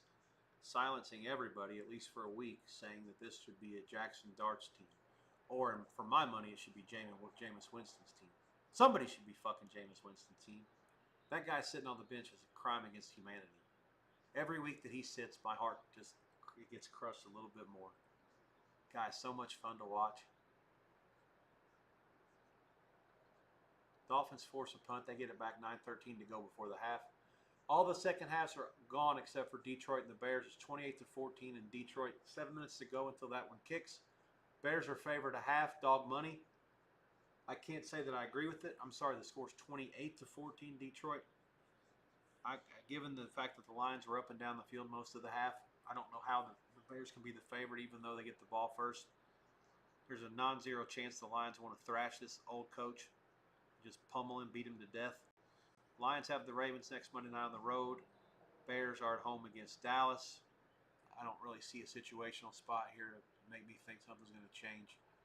First and goal, and the Seabags are in. Darnold to A.J. Barner. Point pending to tie it in Pittsburgh for Seattle. This Seattle, they play hard, and they got some good players, man. The coach is obviously pretty good as well. I think they probably deserve better than what they got last week. 14-all, 6:10 to go in the third. Bengals second half is underway, and they are in the red zone in a hurry. I don't know what happened. Jamar Chase has got it, and they're on the move.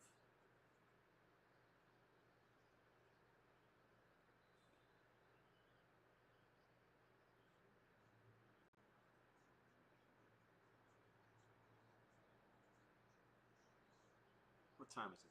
10 till 3. I'm going to come back at about quarter till, maybe a little before that. So about 45 minutes or so I'm going to take for lunch. I'll be around, so ask any questions. Tinsley is into the paint for the Bengals. There is a flag, and the Jacksonville defensive back seems to be thinking it's against Cincinnati for offensive interference. After watching the replay, I disagree with him. That's a good catch. It might not be a touchdown. His right foot's in. I don't know if his ass cheek hit first or if he landed out of bounds. I don't think that's a touchdown. Unless he got his shin. Hang on. Let me get myself some Valium here. Imagine that being your first target of the game. And that's what you do with it. That's how you earn more playing time this week. He had a breakout preseason. A former member of Washington, he averaaged 14 for 9-5. I don't know. All right, 3rd and goal, Rams at the 3. Shotgun.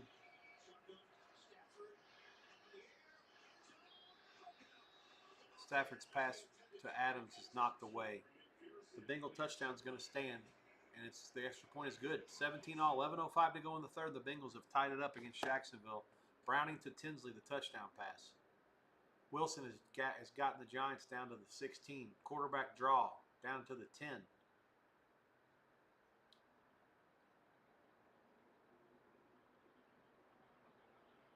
Rams field goal against Tennessee is good. 9:29 to go in the 3rd. 13-13 there.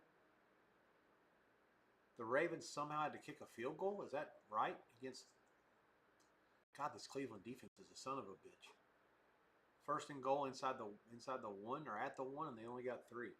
13-3 Baltimore. 12:05 to go in the 3rd. And Wilson stacked up on 3rd and 2. Let's see what the Giants do on 4th and 2.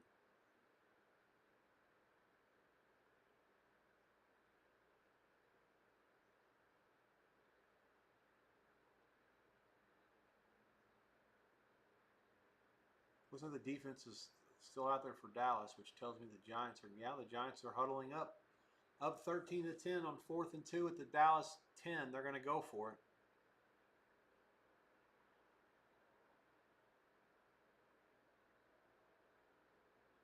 Snap to Wilson out of the gun.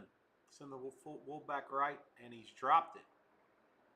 Threw it to him. They threw it a little late. I think he was open if they throw it to him a little earlier, but he may not have had the yardage yet. He had to kind of get fan and flare his way out to pass the trouble and then get to where he was going to gain the 2 yards. He went in motion right before. No, the tight end was in motion. Okay. No, that was the play before. Now, the problem with having this game live and then having the Red Zone channel on the other one is brutal. Okay, so Bills field goal from 33 is good from Prater. 23-3 Buffalo. We're at 9 minutes to go in the 3rd quarter in that one. Next Gen Stats have the Giants at 70% to win the game before this 4th down that they missed. They may want to redo their maths. They ain't no 50%, 70% now. Dallas is the favorite. New England is challenging something where the Dolphins have a 1st down. Don't know what it is. Detroit and Chicago were in a commercial. When that comes back, they'll start playing again. Steelers rumbling, bumbling, stumbling all the way down inside the 5. That's Warren from Rodgers. 5:40 to go. Clock moving. 1st and goal. Pittsburgh. 14-all.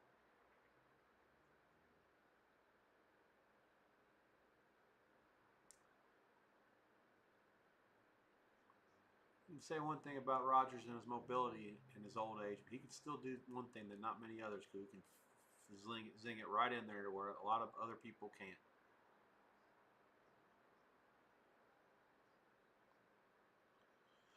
All right, we're about to go in Detroit here in the next minute or so.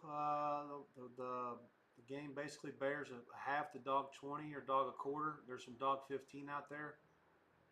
I think Detroit plus a half's a good bet if you can get minus 15 or better. I do see pick minus 20 on the Bears at one spot. So you can get pick plus 0.2 on Detroit. That half point probably isn't worth more than about 10 cents with the game on 14. too many points being scored, the total being that high means that half the number 14 for the final score is not worth more than about 8 cents. All right, Pittsburgh is swarmed at the goal line. They're going to have third and goal inside of 5 minutes left. And with that, that'll be it for me for a bit. I'm going to take a little lunch break. I'll be around. I'm going to fire the scoreboard up for you guys to look at. Nobody has scored anything since I mentioned anything. Man, I kept showing that Baltimore drive. They actually lost yards. Jackson tried to run it in. That's why they had to kick a field goal. They weren't even at the 1 at the end of it. Okay, so that's that. Good luck in the second halves. Enjoy the next hour and some change. I'll be back with you, like I said, in about 40 minutes or so. We'll sweat these last parts of the first 9 games together. Back in a bit. Good luck.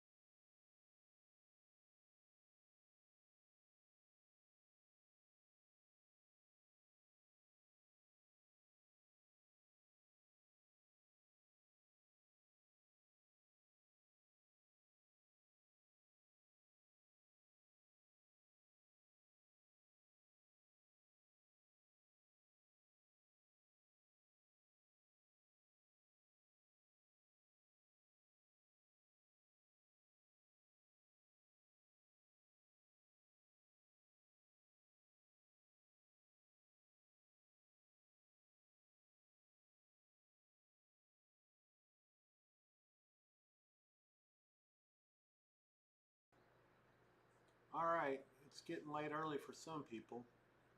Patriots have followed the Miami punt return touchdown with a kick return of their own. 3:14 left there. There's a penalty against the Dolphins. False start. Tua can't throw a pass. They're false starting.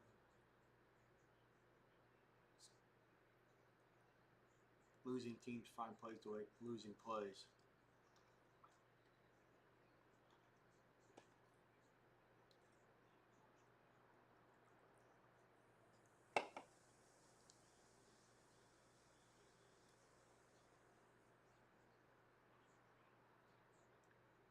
Jacksonville 27-24 with the Bengals. The defense is celebrating. Browning is shaking his head. This is a turnover for the Bengals. 5:12 left, and they'll have it. That's just a nice play, actually. Wasn't a horrible pass. Not a great one, though. So Jags are going to have it in. Yeah, I mean, that's a nice play. Jags will have it near the Cincinnati red zone. 34-10 Baltimore over Cleveland. They're going to get the money. 7 minutes to go there unless the back door is open. 27-23 Dallas. Clock moving. 4 minutes to go. Giants had the ball. Wilson 24 for 31, 345. Niners out past midfield, up by 5.5 to go. Clock on the move there. 26-21. Seattle 31-17 over Pittsburgh. 141 to go. Steelers have to score twice after the blunder in the end zone. 45-21. The Bears have just scored to cut it to 24. 11:45 to go. Buffalo 30-3. 4 minutes to go against the Jets. 33-16 Rams. Six minutes to go. They're in good shape. Patriots are celebrating. I'm not sure what happened. It was all bad. 4th and 9. 2:31 left. I guess I'll see the replay here.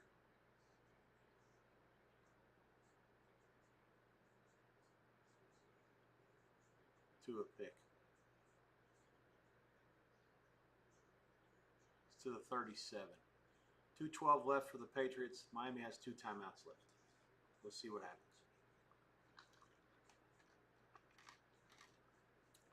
3rd and 4 Giants pass to Neighbors, incomplete. Wasn't Wilson's best ever, still has to be caught. With that kind of draft capital and that kind of talent, that guy's got to make that play.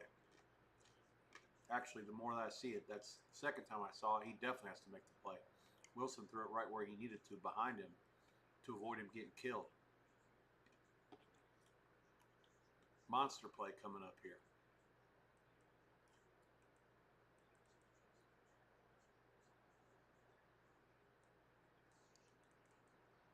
Fourth and 4 at the 33. Motion right, trips right, Giants back to the left. Wilson throwing for it all. He's got it all. Wendell Robinson, touchdown, G-Men. Just a straight bust in coverage by Dallas. And the Giants take the lead. 29-27, 2:44 to go, point pending.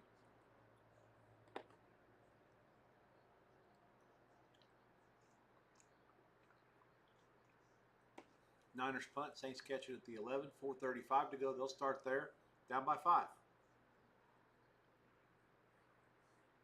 Steelers going the wrong way since the 2-minute timeout. 3rd and 21 now at their own 44. They need 2 touchdowns. Rodgers back, fires it over the middle, complete. That's to the 46 of Seattle. He's been about as good as anybody in the history of the league, knowing when he's got 3rd and forever, just taking what's there, getting himself into a 4th and manageable. Rather than 4th and 21, they now have 4th and 10. Clock moving. They don't want to use any of their timeouts. Smart enough for now.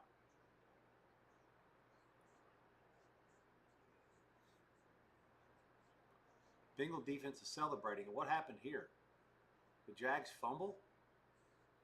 I don't know what happened, but the Bengals got it back.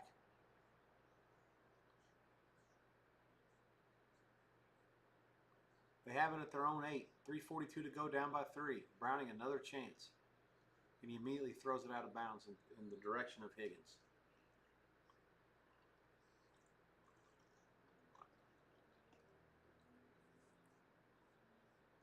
Saints on the move. 1st down.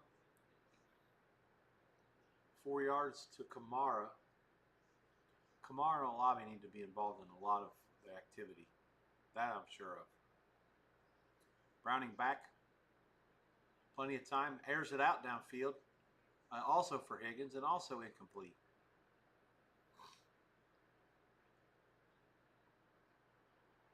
I don't like the fact that they've totally abandoned the run here. Rattler swallowed up back at his own 9. 3:43 to go. The Saints are going to have to punt it. They have all their timeouts left. Down 5. I don't know if 5's a bad landing spot or not. I know the game opened 6.5, 7, but you had to be quick to the party to get the Saints at numbers at 5 or better. Late in the week, it was 3.5, 4, close 3.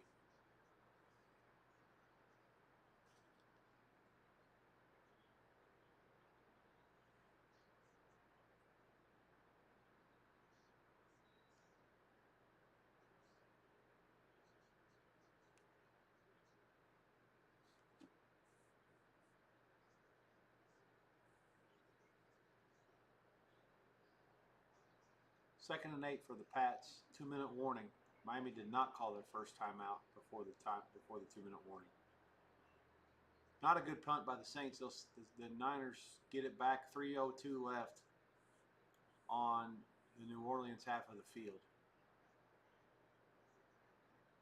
Boy, this is a sad day in society if you let Mac Jones go on the road and beat you.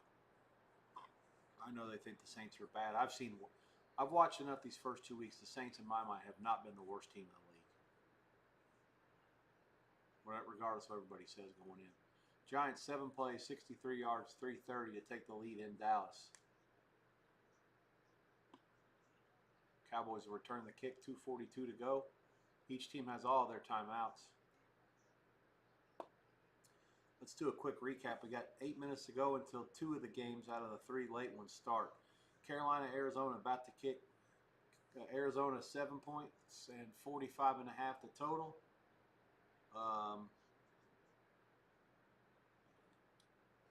There's no 7.5. It's 7. It's 7 everywhere. Denver, a 1-point favorite. Indianapolis. I love the Colts today. I think the Colts will win for fun. I don't think it'll be close. I think that the Denver quarterback stinks. I think the Denver defense is overrated a little bit. They played against a bad team last week, and then Daniel Jones will carve them up today.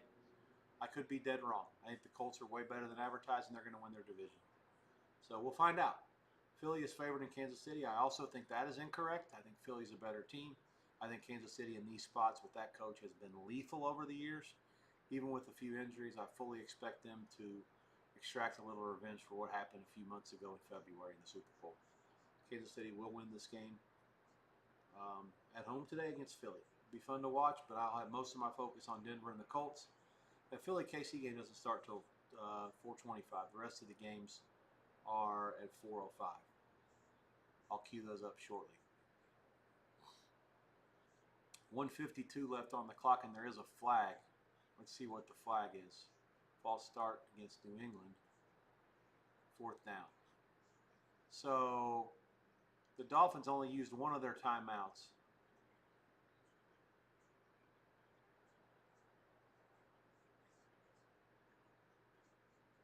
Field goal coming for Miami.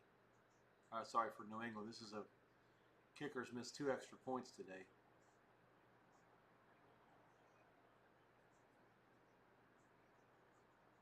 This field goal is from 53. He did make a field goal earlier.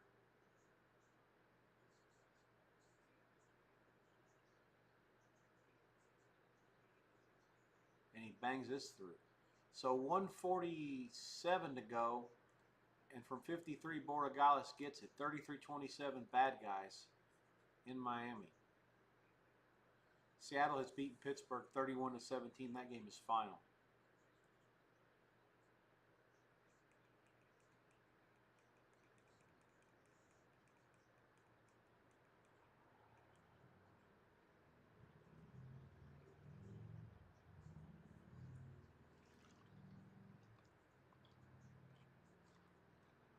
The Niners are punting. They go 3 and out and gain 4 yards.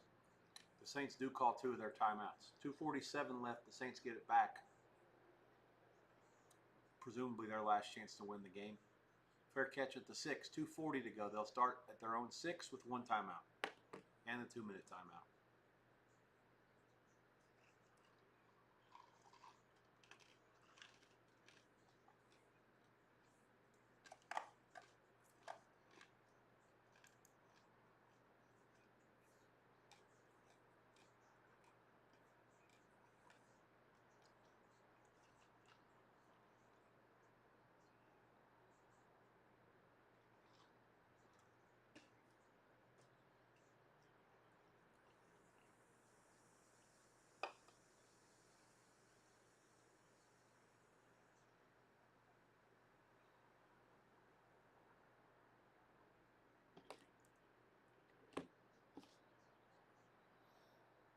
Browning fires.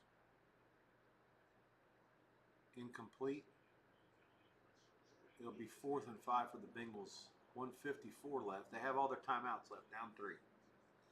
Lots happening here. Head on the swivel, boys and girls.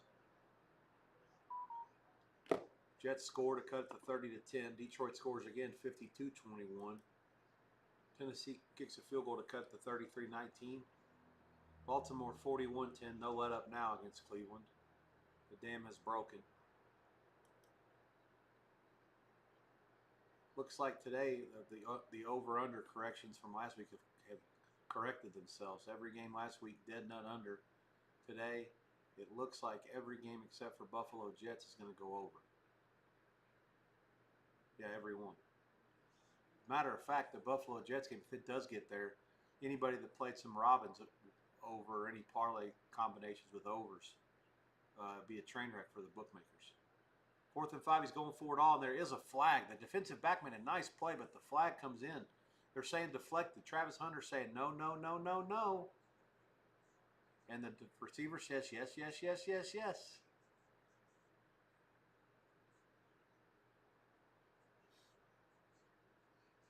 And they do call it against Hunter. He did deflect it, but after he got his arm.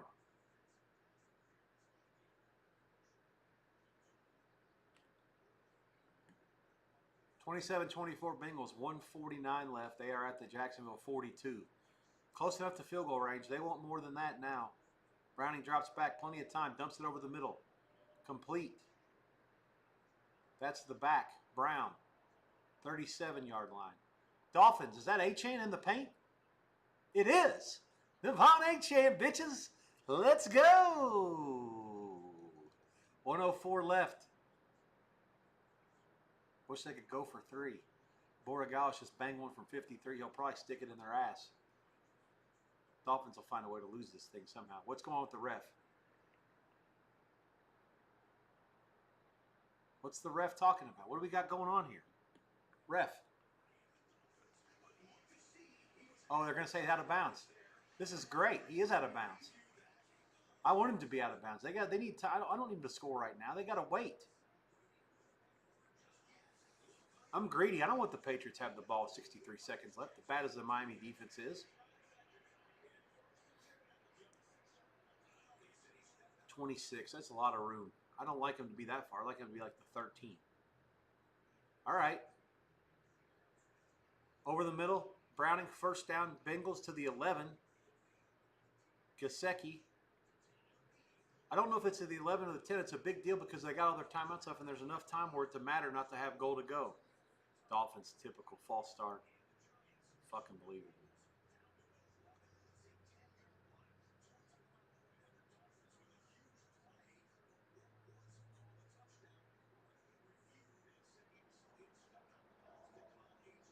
Here we go.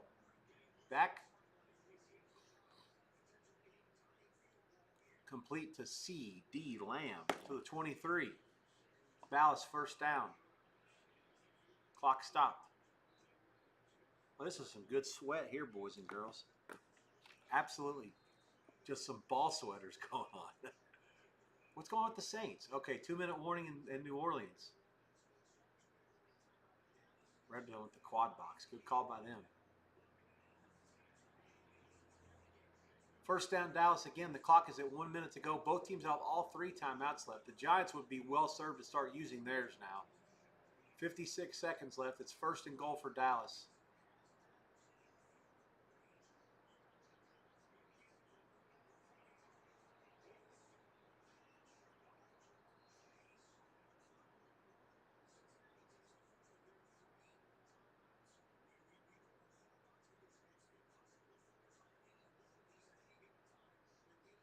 Rattler fires one outside, caught. They're at the 36. Clock moving now. There is one timeout left. 2nd and long.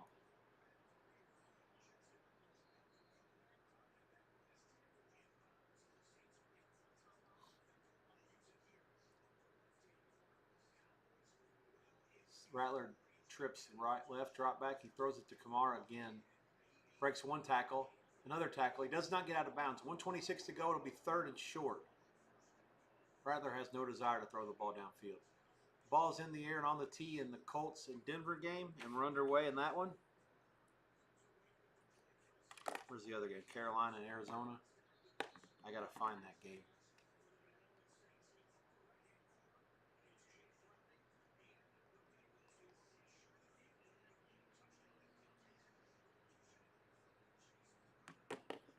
All right. So the Bengals somehow are going to have the ball. They're going to get a 1st down without a touchdown. That's amazing. They're 1st and goal inside the 1. Inside a minute to go, the Jags are down to 1 timeout. They might have just called their last timeout.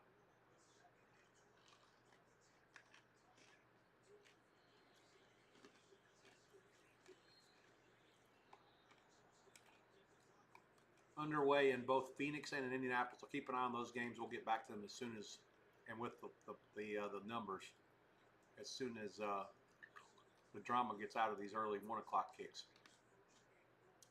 Saints have 4th and 2.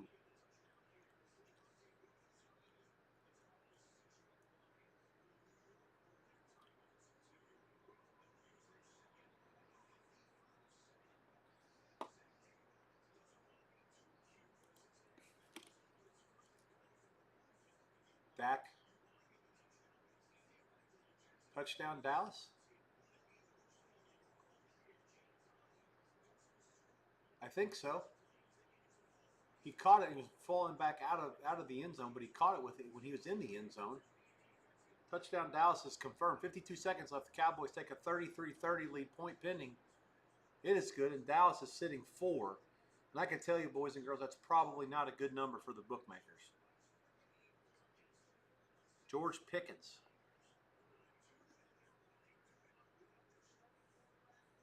Rattler, 4th and 2, and he's swallowed up. That's going to do it. The Niners are going to win by 5. Son of a bitch.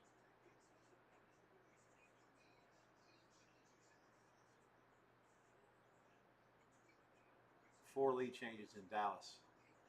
Arizona has kicked off to Carolina. I'll write that down. All right. Let's see. Bengals, what are they doing up here? Offsides against the Jags.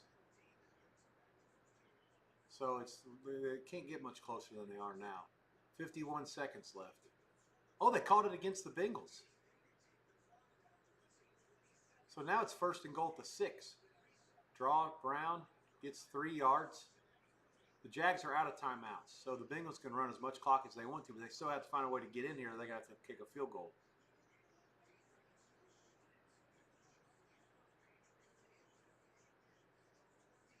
I don't know what happened to the Patriots. They're down 6, and it looks like they got stopped. Dolphins, I mean. Patriots going to win. Sack. Miami sucks. You can't beat them at home.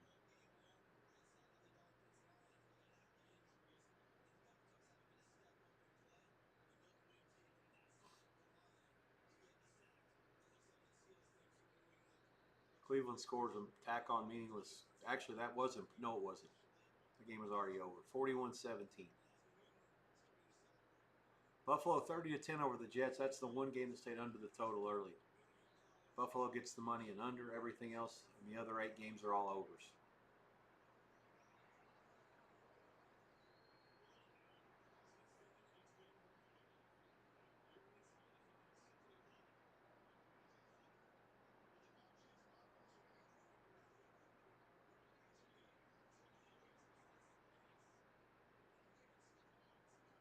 Josecki at the dick line. I don't think he's in. They are literally down inside right where they started the last time, like 7 inches from the goal line.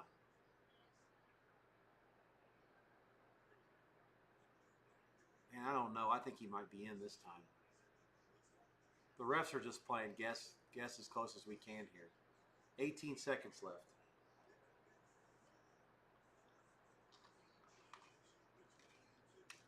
Russell Wilson now. Back to work, 32 seconds left.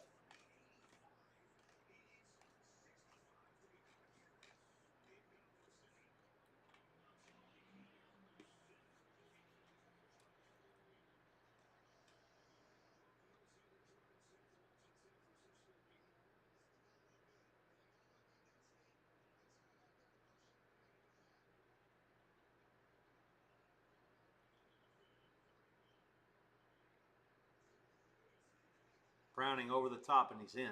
Bengals take the lead by 3 with a point pending. And that's another game where 4 cannot be a good number. Dallas 4 and Cincinnati 4, setting up for early tough start for the bookmakers with all these overs in the bag as well. Point pending, they need to make it first. Giants 1st and 10, down 4, 33 seconds left. Wilson has it at the Dallas 48.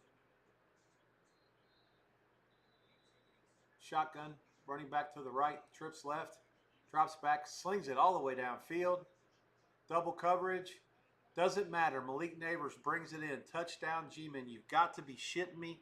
Russell Wilson's job is secure for a good long while if he keeps making plays like that. That is one pass that not a few guys can make. Even at this point in his career, as much hate as you pile on Russell Wilson, he will drop it in your ass. Drop a big gem on your ass at any point. I've seen this shit for 12 years with this freaking guy. It's amazing. He has ran up my legs so many times. I don't have nothing to this game. It doesn't even matter. It is absolutely stupefying. This guy can still use his legs. He looks slow as shit. He can still throw a 40 or 50-yard ball as good as anybody in the league. Neighbors now, despite the one horrific drop earlier, now 7 for 146 and 2 touchdowns. Giants 37 to 34. 25 seconds left for Dallas, who has all 3 timeouts. Be a son of a bitch. This game ends up going to overtime. Why wouldn't it, right?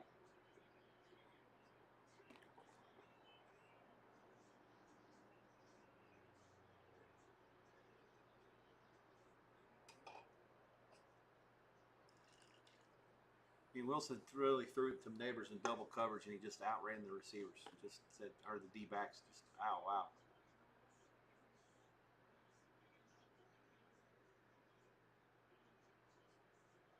The good news is Dallas is no longer sitting 4, which is a train wreck for the books. I think 3 is okay, but still, we'll see what happens. Arizona leads Carolina 7-0. Don't know what happened. Colts in the red zone against Denver on their first drive.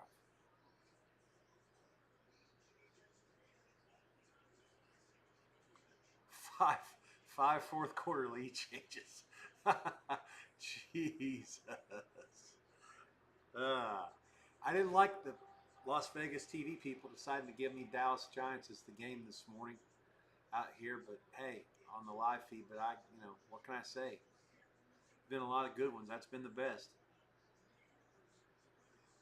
Well, it hasn't been the best play, but the best drama, that's for sure. Kick return for Dallas now out to the 30, 34. Dallas has 19 seconds left, and a kicker who has range for basically from, if he's in the stadium, he's in range. I'm going to say Dallas needs about 20 yards to get in field goal range. Jones 3rd and 7, and he has to throw it out of bounds. The Colts are going to settle for 3. Jacksonville running there's a penalty flag. They may not have a chance to do anything here.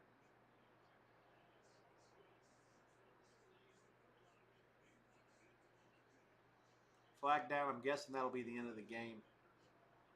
As long as it's not against the Bengals. 31-27 Bengals. That falls 4. I'm guessing that's a real bad result. Good for the players. Really, anybody that bet that game should not have lost. Just follow the main rules, and that's not to take bad numbers. Colts field goal good. They're up 3-0. So the the Cardinals are up 7-0.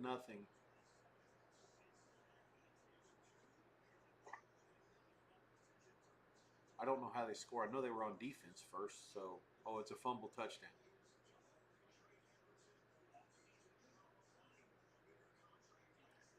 37-34 G-men. Second down.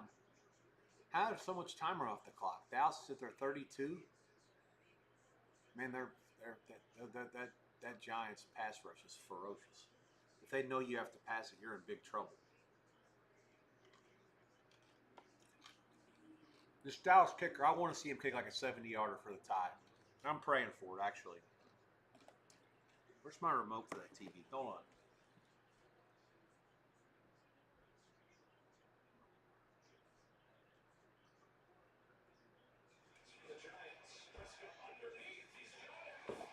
Here we go. They're at midfield. 8 seconds. They called a timeout. From now, it's 67. Oh, this is what I want. I want this guy to bomb one from Mars.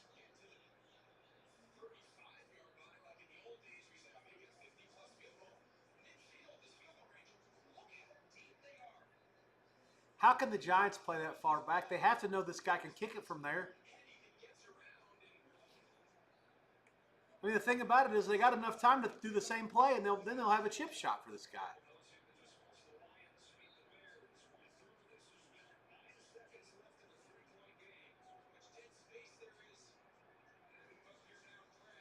Draw.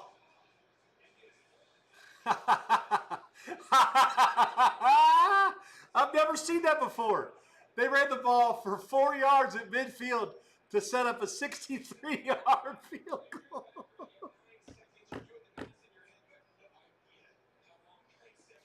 Oh, shit. That's hilarious. I have never seen a team run a draw play to set up a game-tying 63-yard field goal.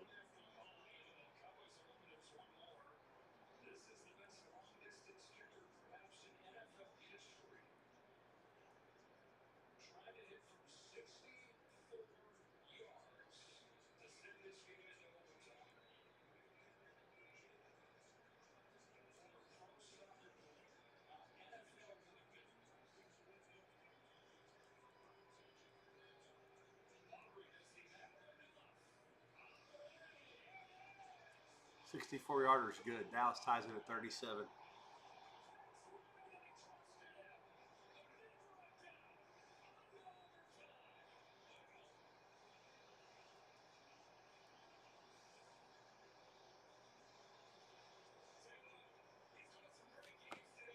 This is just totally Garbanzo's. It really is. 37 off, 5 lead changes, a draw play to set up a 64-yard field goal.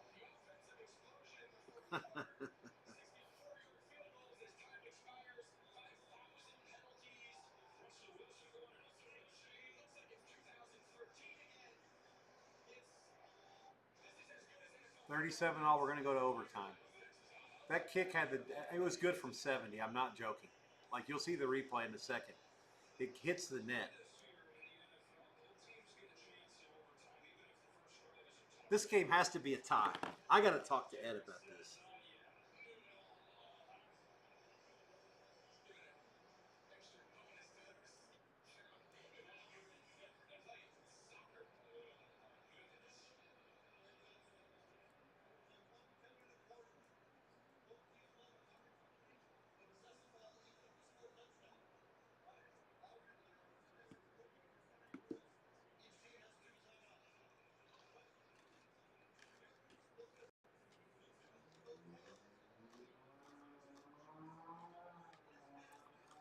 All right, everything's final in the early set, with the exception of this fiasco in Dallas.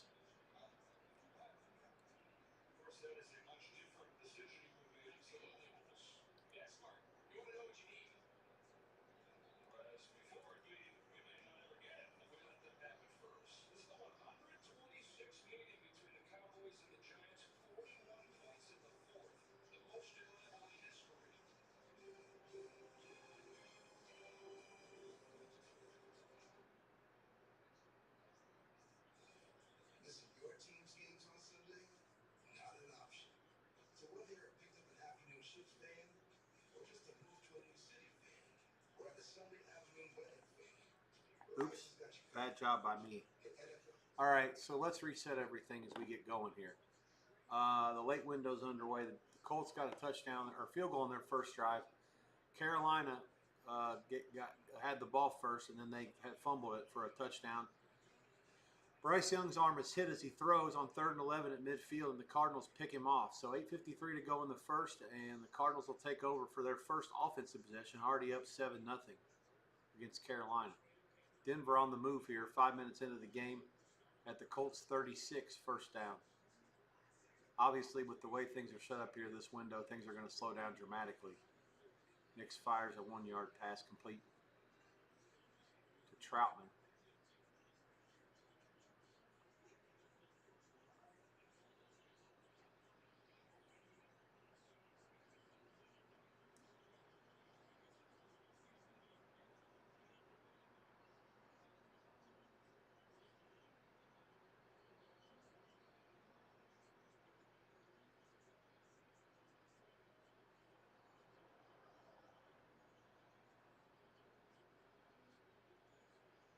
This is funny. The Eagles fans are going to be crying and bitching because the Dallas Giants game is going to be on, and it's going to go through the kickoff. The Kansas City game is supposed to start in like 4 minutes. I actually have to find a place to put that on one of my TVs. Give me a second here.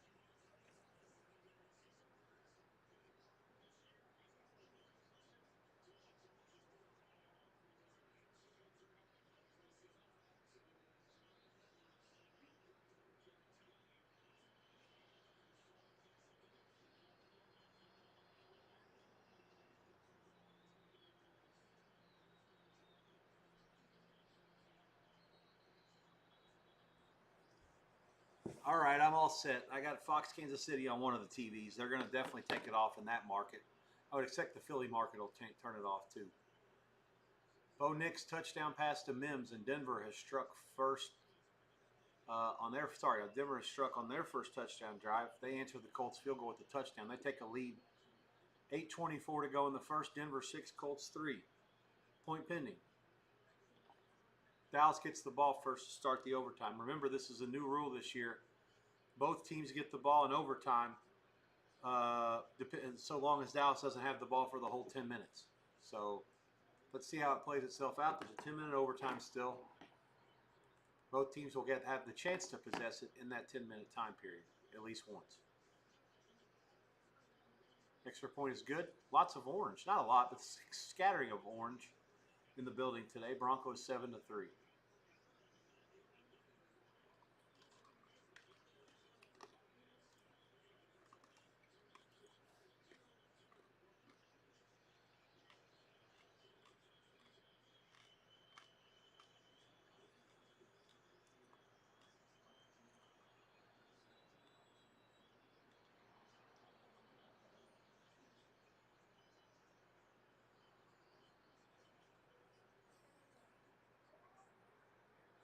Dak rolls out, fires at the Lamb right.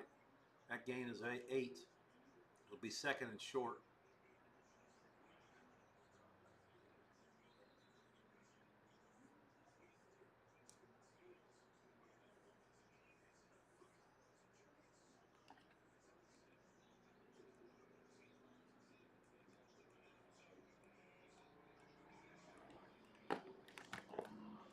What's Scott Hansen crying about now?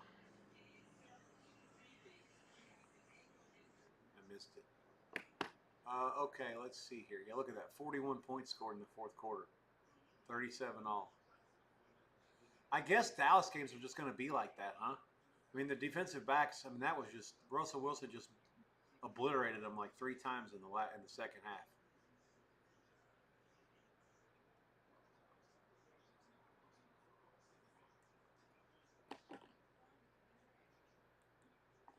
I tell you what, I'm not going to do you a whole lot of good here with 3 games on.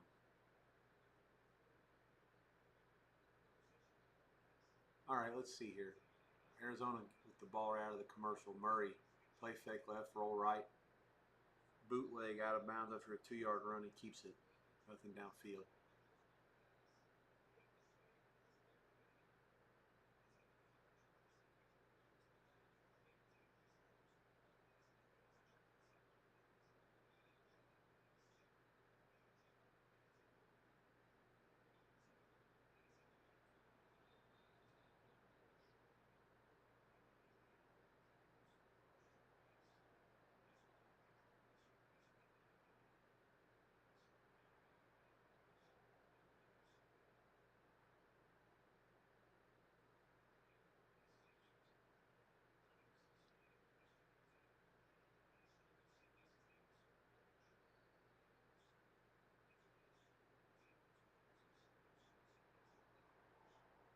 Dallas 2nd and 9, 7:45 to go in the overtime.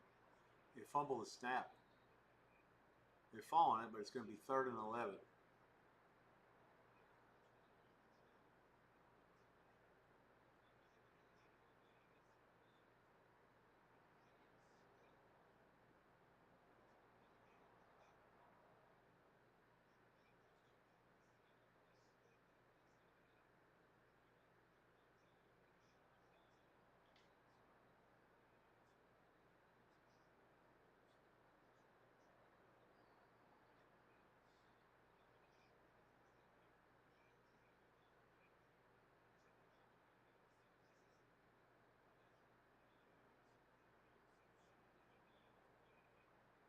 Out pass to Tolbert is incomplete, and the Giants have broke serve here to start the overtime. 6:56 to go. Dallas is going to have to punt it. And at that point, it'll be next score wins. That ball's got to be caught. It wasn't Dak's best throw, and the defensive back didn't sort of try to get in and make a play, but that's got to be caught.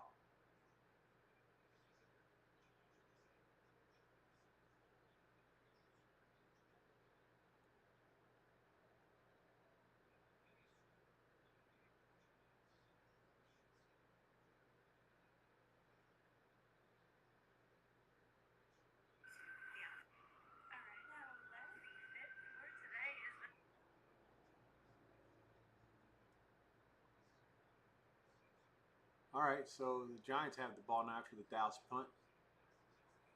Taylor gets it for a 5-yard carry, and then he gets it again for 4 more. It'll be 3rd and short for the Colts as they start their drive down 7-3, middle of the first quarter. They're going to delay the start in this Kansas City-Philly game as long as they could, but they can't anymore. Kansas City has kicked, and the Eagles will start with the ball first. At their own 30. 31, let's call it. First down, Eagles.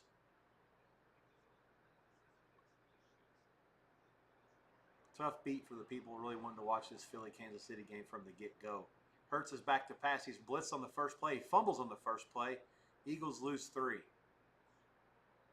So the already pressure from the Philly left side and the KC right side bothering things. You got a hold that wasn't called on the backside. And luckily for Philly, the backup tight end was there, Calcaterra, to pick up the ball that Hurts fumbled. Jones rolls out for the Colts, and he's got a first down. Colts will move the sticks.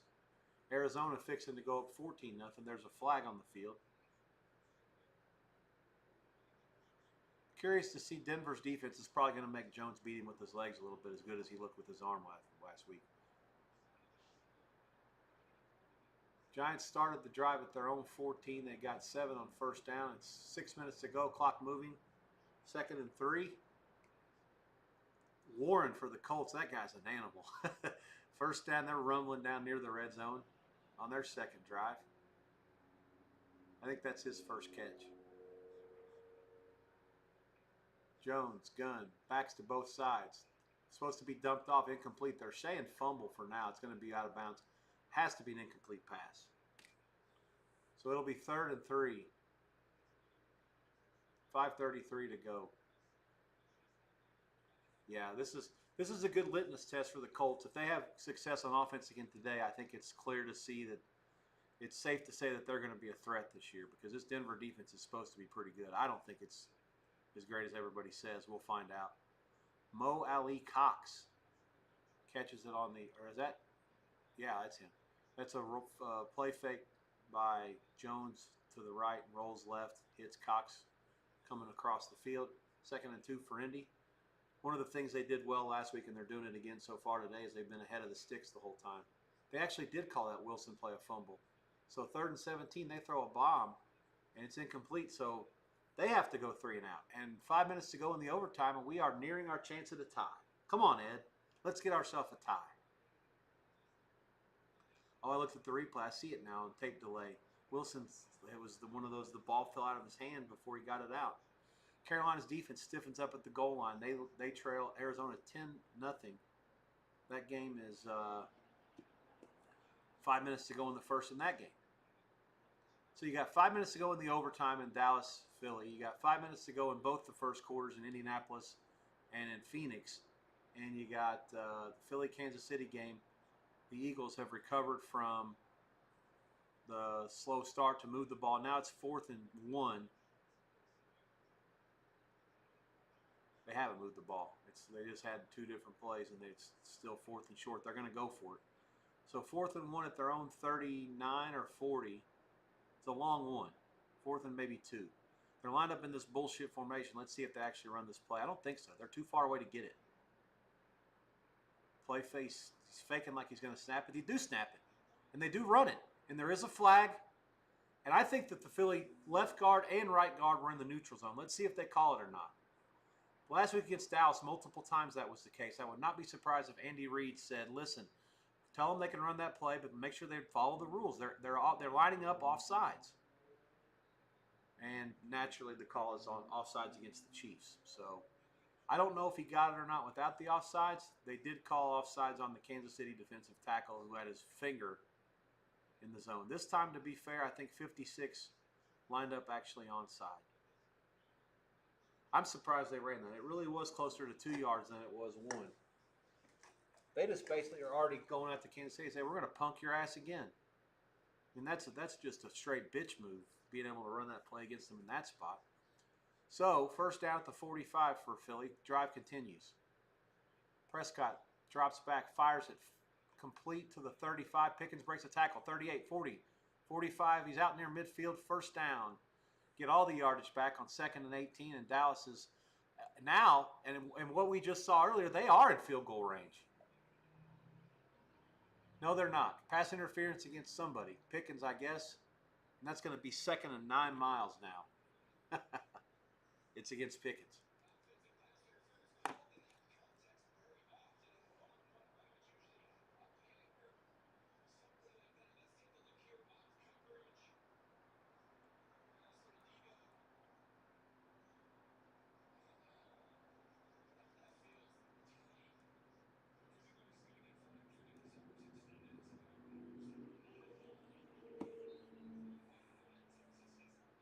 Colts have settled for another field goal. Once again, have moved the ball outside, but once they get down around the 20, no good. 7-6 Denver leads. I didn't see the start of that play that Pickens shoved off, but clearly not much argument. So 2nd and 29 now, back at the 18. I do think, I'm not joking about this, if Dallas has the ball at their own 48 or so, they'll kick. Maybe even their own 45. There's no such thing as not a field goal range. We're almost to the point now where if Dallas plays another team with a guy who has like a 60-yard range, they can miss a field goal with like 8 seconds left, or the other team could miss, and then Dallas can just kick a field goal on the next play to try to win the game without any plays run. We're almost to that point in football.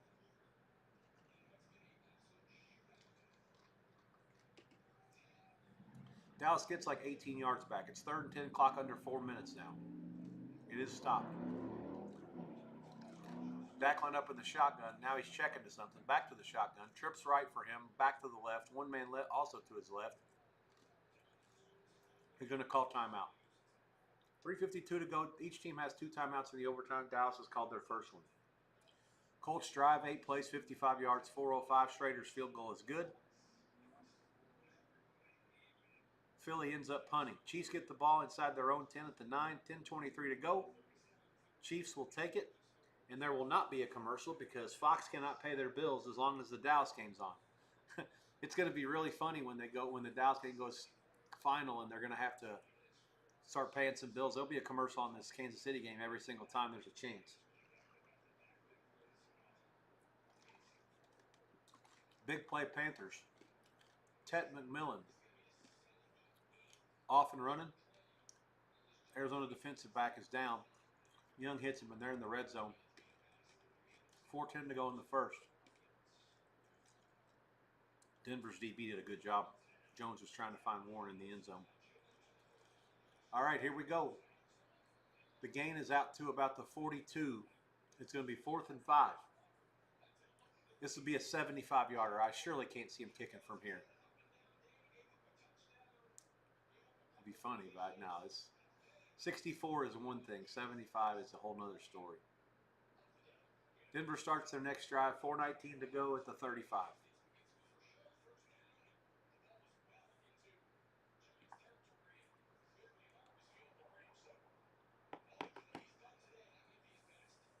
Now we're headed for a chance at a tie. 3:11 to go, 4th and 5. Giants have 2 timeouts left. Dallas with 1. They're running the clock all the way down. They didn't even snap the ball. They just went ahead and ran the clock for a delay game.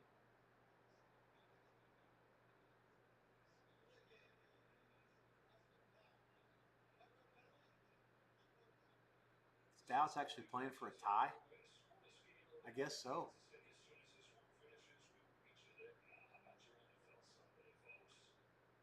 KC goes 3 and out. 4th and 3, 9:43 in the first. That was quick.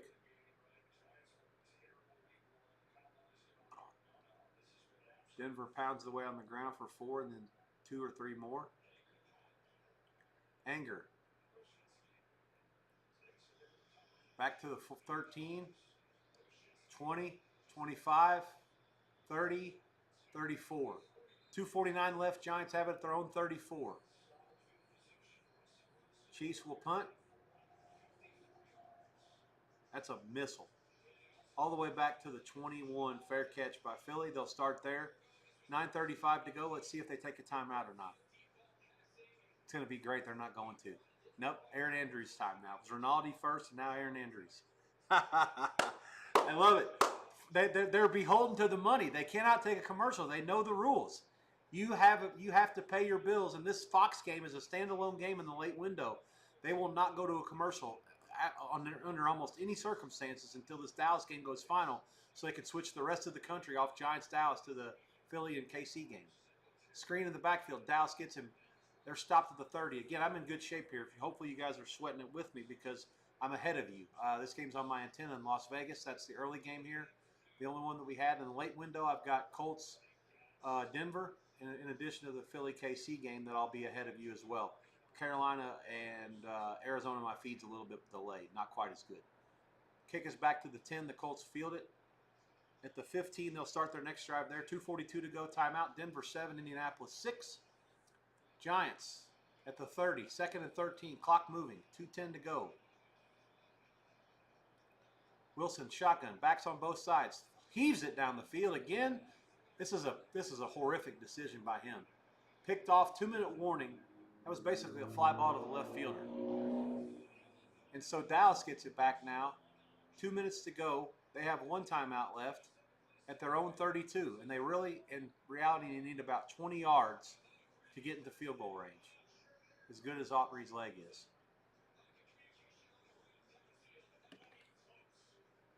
Yeah, somebody did something wrong. Wilson can't. I mean, that's by far the worst decision he's made today. All right, Eagles now 3rd down. 9:14 to go in the first. For those of you who haven't seen a play there yet, Philly got a 1st down. Their first drive, they were 4th and about 2. They still did the brotherly shove, and it worked. Actually got a penalty on the Chiefs. After that 1 first down, they punted, and the Chiefs got 8 yards in 3 plays, and they kicked on 3 after a no first down. So Eagles now 3rd and 10, clock moving at their own 22 after a great punt by the Chiefs.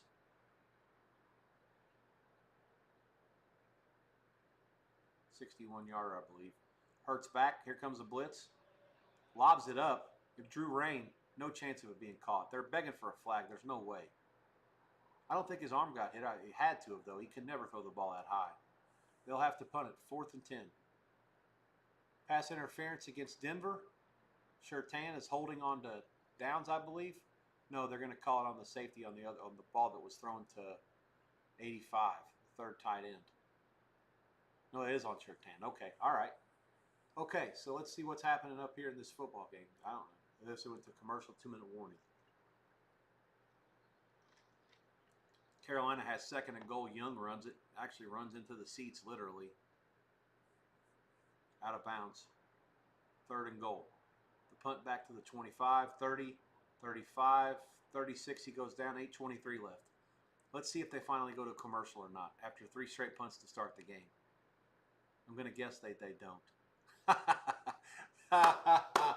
This has got to be one of the first games in the history of the NFL, at least since COVID times, at the very least, where they've played 3 straight commercials. It's happened before, it just doesn't happen very often. They literally just they're going to try to milk this out as long as they can without any timeouts, knowing full well that there'll be a bunch of them later. 8:23 to go in the first. 3 punts, no timeouts.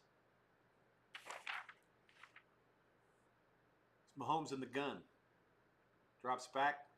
He's going to run it. Nobody's near him. He takes about 11 yards, slides for the first down. Caught. All right, let's get the Cowboys back on here. Pickens over the middle. Uh-oh. First down in man.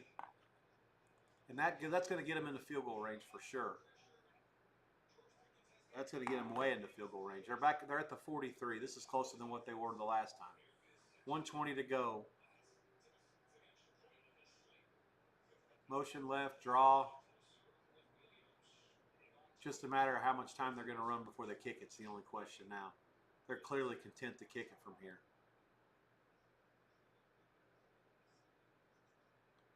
This guy might be the league MVP. I mean, this is crazy. Jonathan Taylor on a wheel route, and he is off and running. Daniel Jones, good job of doing some eye candy reads to the left and then throwing back to the right. So Colts are back in the red zone. First and goal. Chiefs have crossed midfield against Philly. Second down, Mahomes fires a slant. Mitchell was a little late on the break. Caught, and it's short of the first down by a yard. It'll be 3rd and 1 at the Philly 45. Back on the run. Scramble up the middle to the 26, first down. Clock moving, 25 seconds to go. This will make the field goal about a 43 or 44 yarder.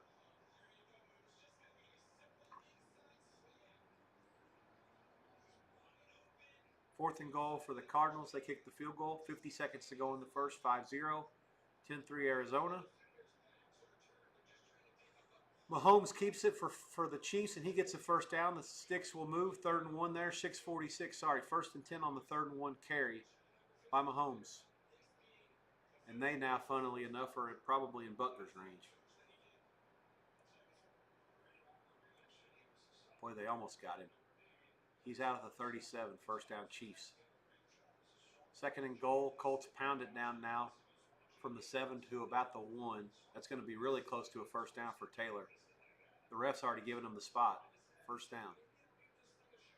That's going to be the last play of the first quarter. The Colts down 7-6 at the end of one that the Denver won. Dallas has called timeout with 4 seconds left. They'll have a 46-yarder to win the game.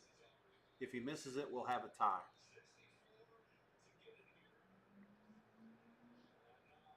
I think he's made 3 kicks today, all longer than this one.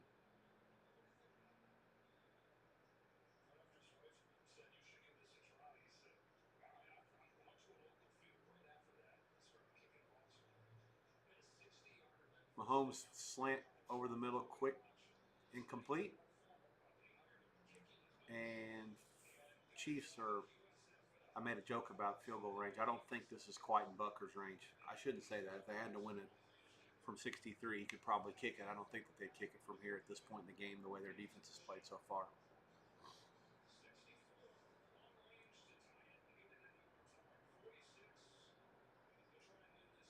46-yarder, snap down up. Got it. Dallas wins it 40-37 in overtime. The game falls 3. Giants get the money. The game stays under the total.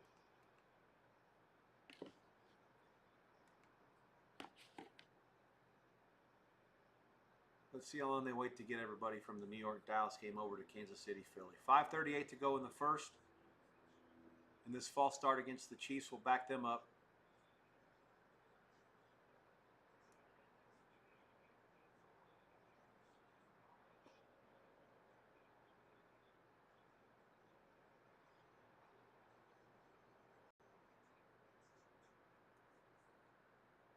Third and 16 for the Chiefs at the 43. I'm guessing they're looking to get maybe 10 yards to get into Butker's range here. Let's just see how they handle it. The Eagles are in a 4-3. They do not look like they're going to blitz. Trips right for Philly. I heard the Chiefs, there's a draw. Yep, they got like 4 yards. So to the 39, let's see if they try to kick a field goal or not. 5:32 to go. Clock is moving. It's 4th and about 12. And it looks like this is Butker range. Yep. Here he comes. This is going to be a 59-yarder for Harrison Butker.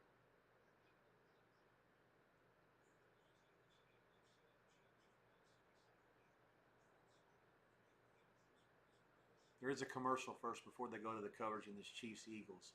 No matter what happens here, they're for sure going to go to commercial now that the other game's over. 58-yarder, snap down up, and it's never starting right. West starting in its way right, no good.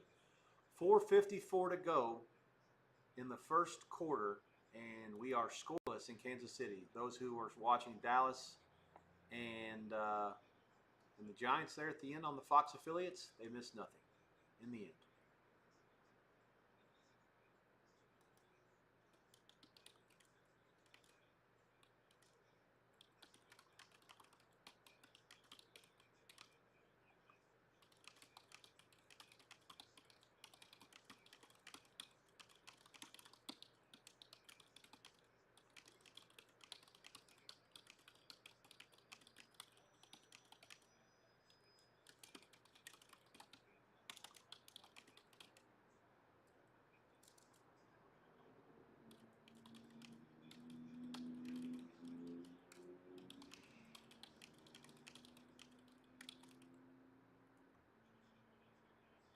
They didn't go to commercial there either. What the hell? I thought for sure they'd take one after that. Maybe they haven't figured it out yet. They have to restructure what's going on.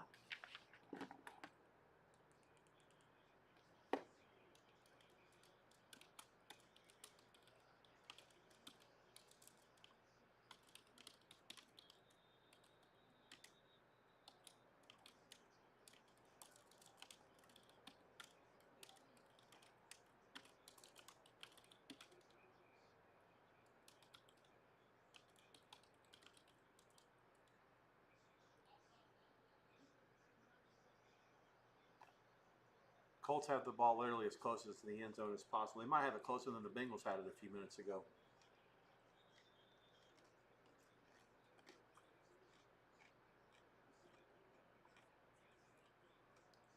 Second and goal, Colts at about the 4-inch line. Jones sneaks it, and he's in. Colts, 14-12 to go in the first half. 12-7 points or point pending.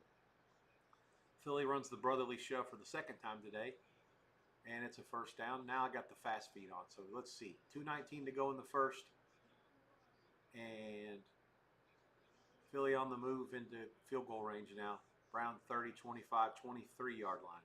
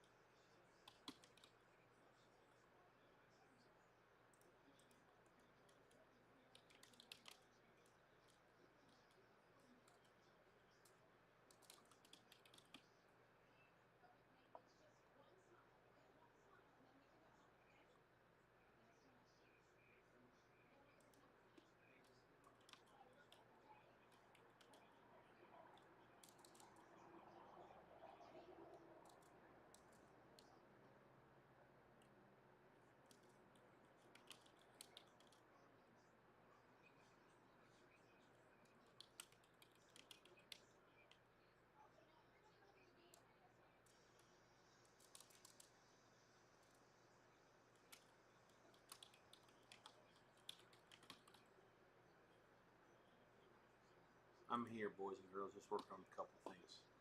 Every once in a while, I got something I find interesting that I feel it's compelling to tweet it out.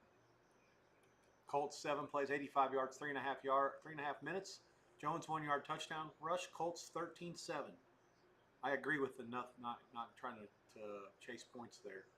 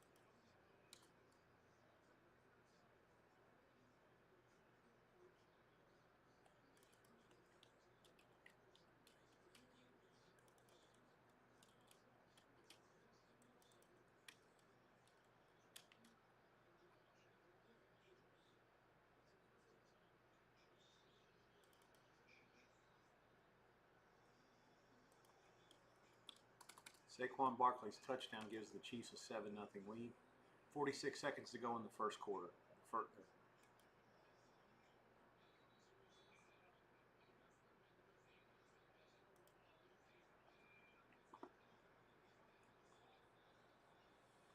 Denver now takes over at their own 32, I guess it was, 33. Nix is running around circles back there. He finally wings one downfield to a receiver who's broke open. An amazing play. You have to give credit to Nix there. He bought himself enough time, and the receiver, Franklin, started running down the field, and it worked out for him. Big, long completion for the Broncos. And that was just a play where he literally stopped after 4 yards, and then he said, screw it, I'm going to start running, and he did. Colts defensive back couldn't stay with him. The safety couldn't get there. Broncos down inside the Colt 30. I'll give him credit. I don't think Nix is very good at quarterback, but he has the ability to every once in a while do something like that. Just tip your cap. I mean, the Colts only rushed 4.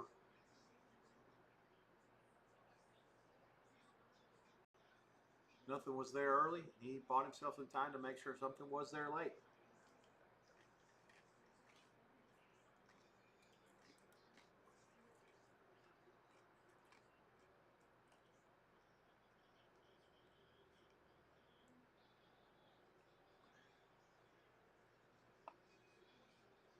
Nix rolls right, fires it to the tight end. Troutman, it's caught. First down to the 17.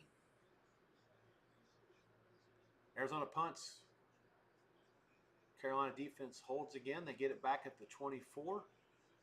Carolina's defenses look pretty good so far.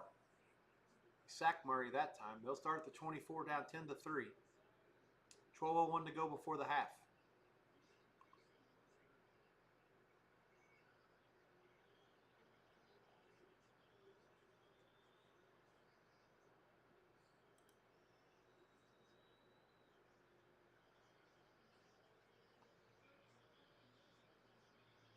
Broncos now inside the 5. Franklin again, first and goal, 11:40 to go. We may have ourselves a track meet breaking out here at the oil drum. Broncos wanting to play fast.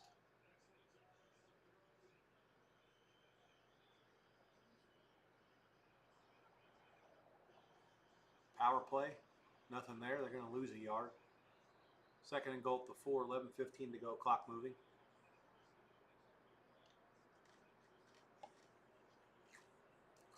Philly coaches are pumped over there. Sirianni dropped his red flag.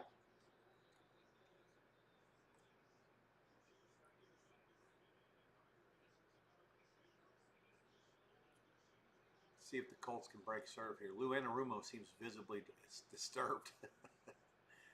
I like Lou. He got dealt a bad hand at Cincinnati. Play fake. Nix throws it wide open. And that's the guy that deserved to score the touchdown. He's the one that made the play to set up the drive. Troy Franklin. Denver. A point away from taking the lead back.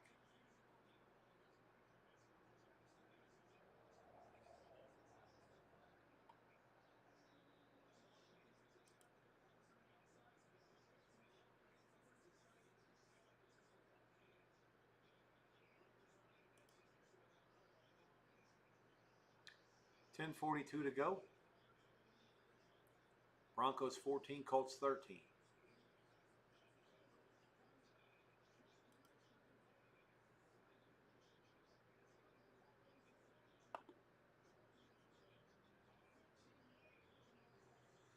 I'm actually starting to hit the wall a little bit. You guys might see that I'm drinking Mountain Dew at this point. Yesterday I was feeling great. I ended up doing the stream for, I don't know, 12 hours, but or maybe 11 and a half. But we got to the end there, and I ended up turning it off before watching the Canelo and Bud Crawford fight.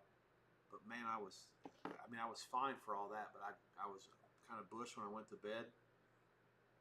Was working on college football till a little after about almost 5 a.m. Eastern, maybe 4:30 Eastern, and I had to be back up, for Liverpool and Burnley, or didn't have to, but chose to be up. Had a Burnley play on the handicap that got there at about a little after 9. Well, a little before 9 is when it started. I was just checking the lineups, and then I went back to bed till about halftime. So Got about 4 hours of sleep, maybe a little bit less total.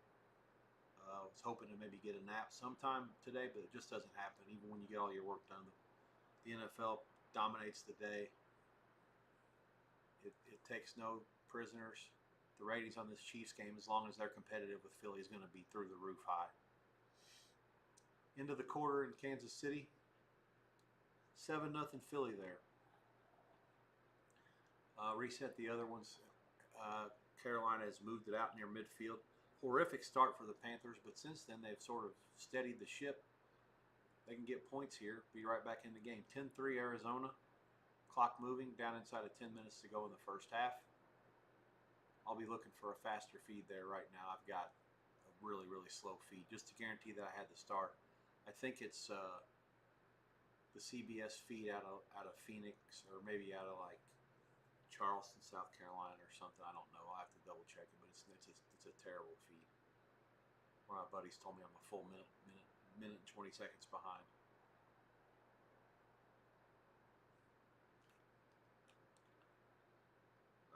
Yeah, but I'm bushed. Anyways.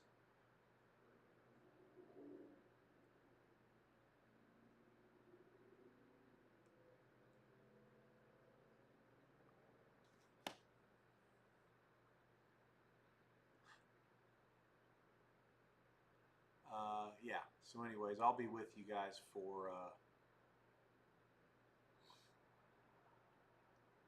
through this half and these halves. Sorry, I'm going to call it. I got to work on next week's a little bit of next week's college, and more importantly, I'm going to talk to the guy who's working on my back end stuff to get everything set up to make give me some nice and pretty screens when I go on a little bit of a break, or I'm eating some food, or setting up how you guys can look at the lines when I'm not around. I think I have at least a little bit of a JV setup that's in place. It's not great. I also have a book I want to read, the Twitch for Dummies, that I'm trying to educate myself on.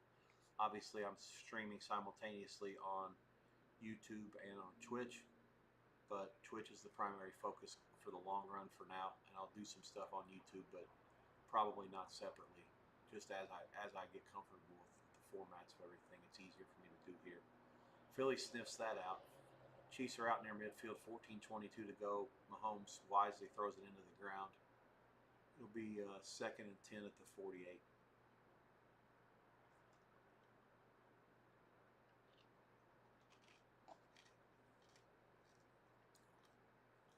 It is 5 Eastern. I'll be with you guys probably no more than another hour. Hey, Roger Goodell's at the game.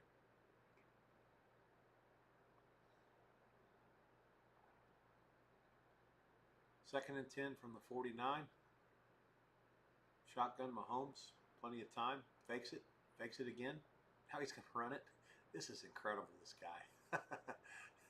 I mean, that's a play that just no one does. No one does it. He fakes the pass. You'll see it. You guys are behind me. He fakes the pass downfield, and then he looks to the back to the left. Every other player in the league, every other player, I don't know if that was designed or impromptu. I really don't know. Even watching the replay, I don't know.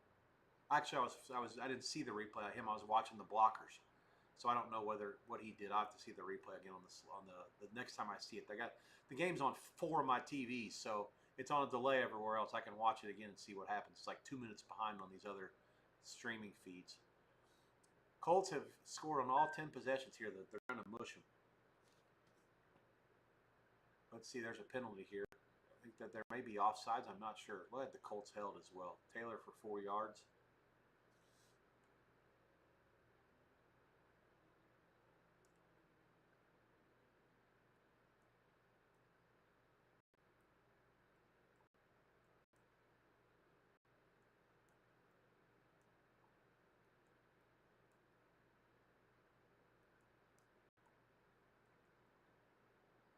One second here. Important conversation going on about a couple of games maybe next week.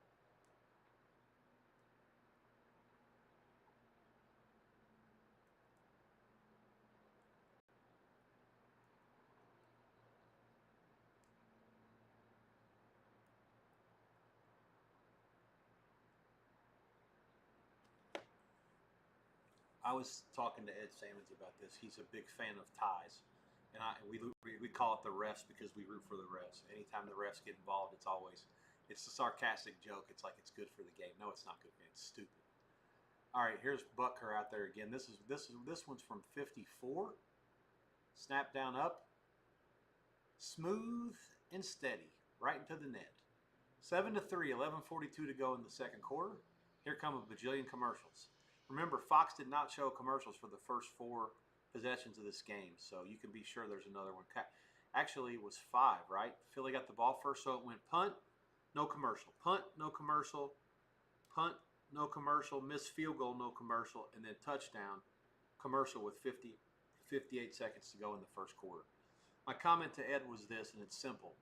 There's going to come a game, and I think I said it to you guys, maybe I didn't, but I'm saying it here now. I'm on the record with this. It may not happen this year, but it will happen soon, where there's a game where Dallas will be involved. Where someone's going to miss a field goal, like inside the last 10 seconds of the first half of the game or in overtime. Someone's going to miss a field goal, and the other team's going to have the ball and not run a play and kick a field goal the other way. It's going to happen. I don't know when, but that's how strong these kickers' legs are these days. The Colts have 4th and a long one or a short 2. Surtain is down for the Broncos. The Colts have had 10 possessions this year. They've yet to punt. Curious to see they scored on every possession. Let's see what they do here at midfield. I'm guessing they'll go for it. I think they had a couple of 4th down conversions against the Dolphins. Yeah, it's 4th and maybe a long 1 or a short 2. I'm going to give myself some volume here now that I've gotten my focus back here.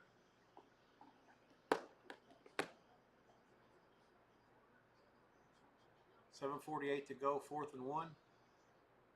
The ref's stopping the game. I'm not sure what the timeout's for. Maybe the Surtain injury, but he was already up when this happened. They were ready to run a play.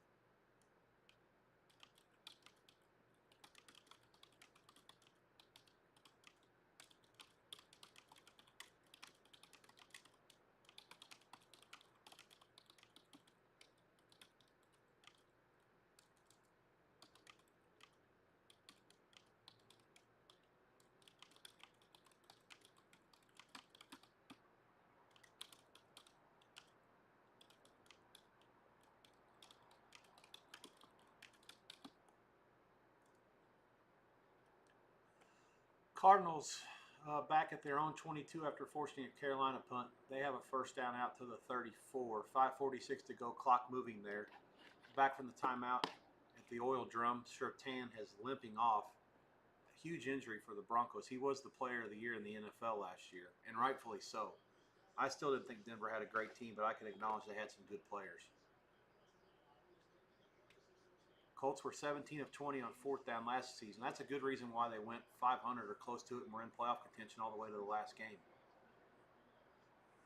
Philly starts their drive at their own 22, and they get 5 yards, and they're going to go backwards. I don't think the Colts got this.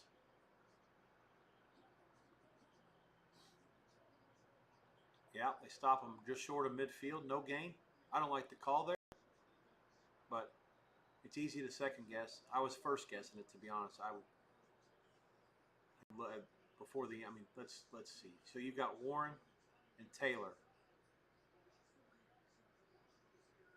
The quarterback should have kept the fucking ball. I don't understand that. The whole team crashed down. If Jones keeps it, he runs for as far as he wants to. That's supposed to be a read, right? It's just a misread or it's just a guess. One or the other. I don't know what Jones did. Bad job altogether. You'll see it on the replay. You guys are behind me. That's the first time the Colts have had a possession this year on offense where they did not score. The only reason why that matters is because it's never happened that far into a season for sure. The Colts went every possession last week and scored. That was the first time a team had done that since 1978. You know, just been so many games where a team never got stopped, but they ran the clock out at the end of the half or the end of the game. That just didn't happen last week because the Colts kept scoring, and Miami had the ball last. Anyways, Denver ball in Colt territory. They run an end around on the first play. They get exactly 10 yards. First down to the Colts 39. 7 minutes to go. Clock moving. Broncos have had the ball twice. They've scored 2 touchdowns. They're on the move for a third score. 4 yards here by Nix. It's kind of weird. The Broncos have had more trouble at the line of scrimmage and like getting plays to happen, moving the ball, but they've had bigger plays. The Colts have gotten their yardage, you know, and not necessarily in chunks. Broncos here line up a back to the right, trips left. Nix got of the gun. He gives it to the back. Nothing there. Stack him up, loss of 1. 6.5 to go. Philly and the Chiefs. I'm assuming that you guys are watching that, or you have a TV on it or an eye on it. I've got my eye on it, but I'm more focused on the Colts game because of the investment on Indianapolis here, first of all, and because everybody can watch the Chiefs. Literally, it's available to the whole country on Big Fox, so you don't need me to guide you through that game. Philly 3rd and 15 at their own 18. I do have a faster feed than you on both those games. And you're ahead of me if you have Arizona and Carolina for sure by a lot. Fine. He's not. He's like at the 29 and a half. Yeah, the Colts are going to challenge. It's actually, after looking at the replay, it's a good challenge. He didn't get near the. If that orange line on the field's the first down, he wasn't close to it. All right, 4:19 to go in the second. Arizona ball at their own 40. No, sorry, they're at the Carolina 28 now. Big play, but McBride down the middle. He's already gotten a. I think he's the one that scored the touchdown. No, not sure. Anyways, Jurgens' hold there on Hurts's run, scramble, whatever, is what brought them back and eventually forced a Philadelphia punt. Status in that game again. Philly 7-3 over the Chiefs. 8:21 to go in the second. Again, as I mentioned earlier, expect loads of commercials. Every time there's a punt, a field goal, or anything that stops the game remotely, there'll be a commercial there. Just because they skipped them on the first 5 possessions. Well, the first 4 possessions. They didn't take a commercial until after the 5th possession of that game because of the Dallas Giants game going to overtime.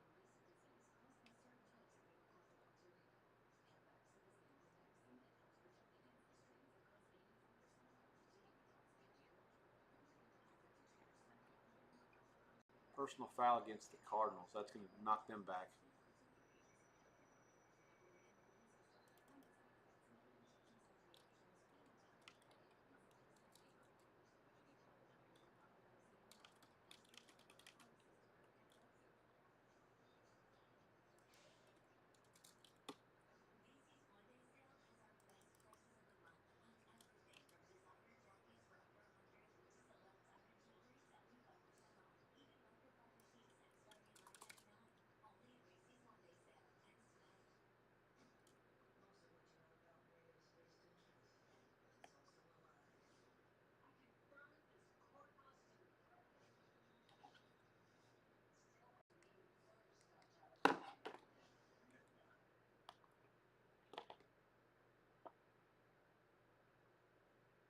Wow. Ruling on the field stands. In what world can that be right? They got it wrong on the field and they got it wrong in the booth?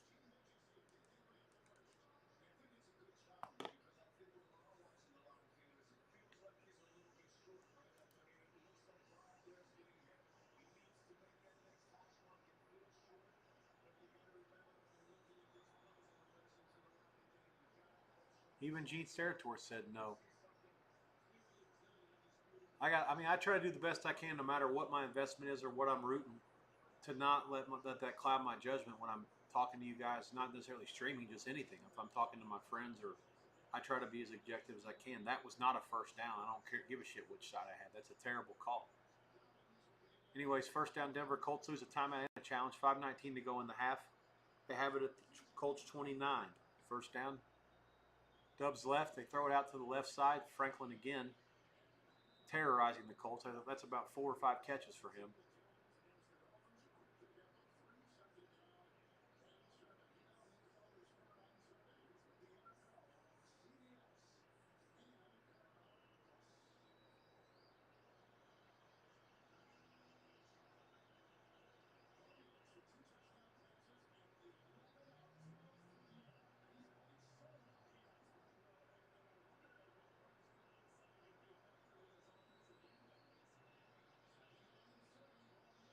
Wow.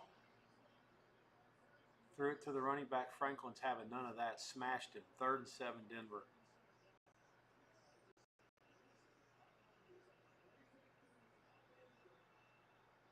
May have been deflected.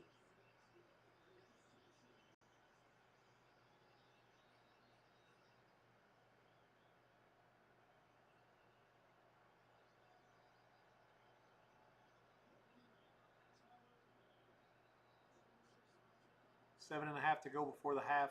Chiefs are in Philly territory. That's a power play off the right side for Casey. Give him 2. Oh, horse shit! Fucking refs, come on! Jesus Christ, that's bad. Incomplete pass by Denver. There's a flag that comes flying in from 30 yards behind the play. That's a fucking terrible call.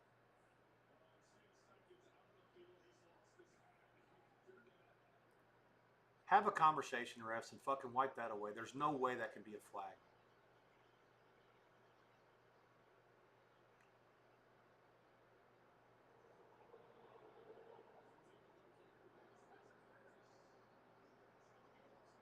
Impossible. He's not even fucking looking. How can that be? He's got 5 yards to play with and he's not looking at the fucking ball. And it was deflected.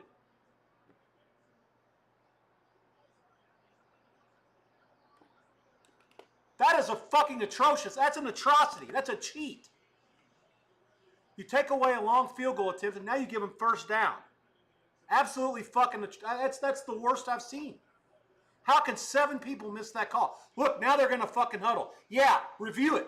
The ball was tipped. Take the fucking thing away.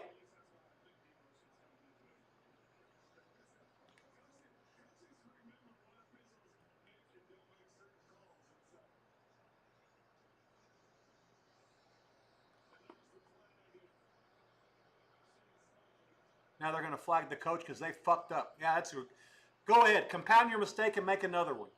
This is an absolute fucking joke.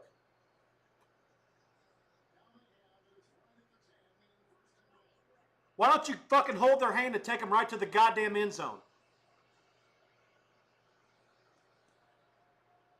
14-13 Broncos. 4:36 to go. They give them the ball at the 10 after a bad penalty compounded by another one on the Colts coach that I would have gotten myself.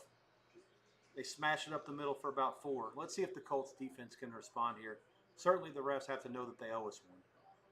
And yes, when the investment's there, and I'm now pot committed, us becomes the word. 4:20 to go in the half. Clock moving. Broncos have all their timeouts left. This is their 3rd possession. They've scored touchdowns on each of their first 2. Colts, 3 possessions. Field goal. Actually, how's that? What do we have? 13. Field goal. Oh, no, they punted once. 2 touchdowns and a punt. Colts field goal, touchdown, field goal, punt. 4th possession for Denver. Roll left, Nix. Rolling again. Buys time, fires it. Intercepted in the corner of the end zone. There's a flag. 85's pointing at the flag. I'm guessing they're going to call defensive holding. Like I said, just give them a fucking police escort right into the end zone. Right down the field into the end zone. Just give them an escort. 85's the one that initiated the contact. They can call defensive holding. It's still not the right call. Not on that play. Not when 85 starts the contact.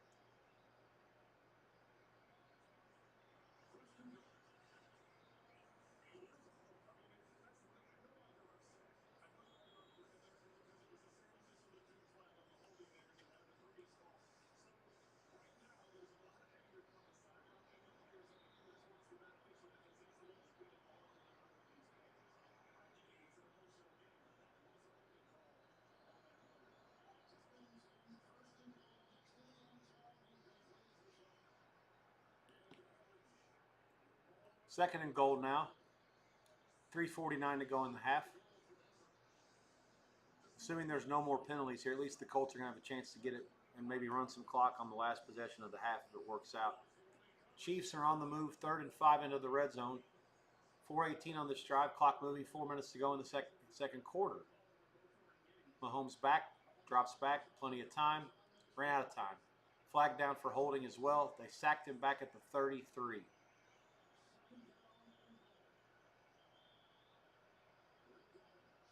Second and goal at the 3. Play fake out of the back of the end zone. This one's incomplete. Oh my God, another flag.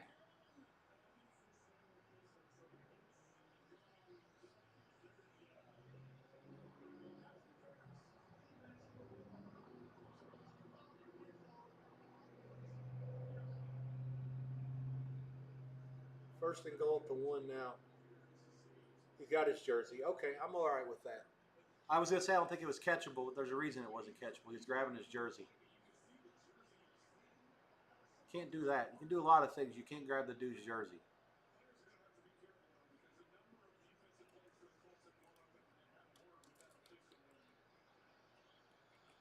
First and goal at the 1, 3:45 left. Smash in the backfield. Loss of a yard. Arizona 13-3 over the Panteros. 1:47 to go in the first half.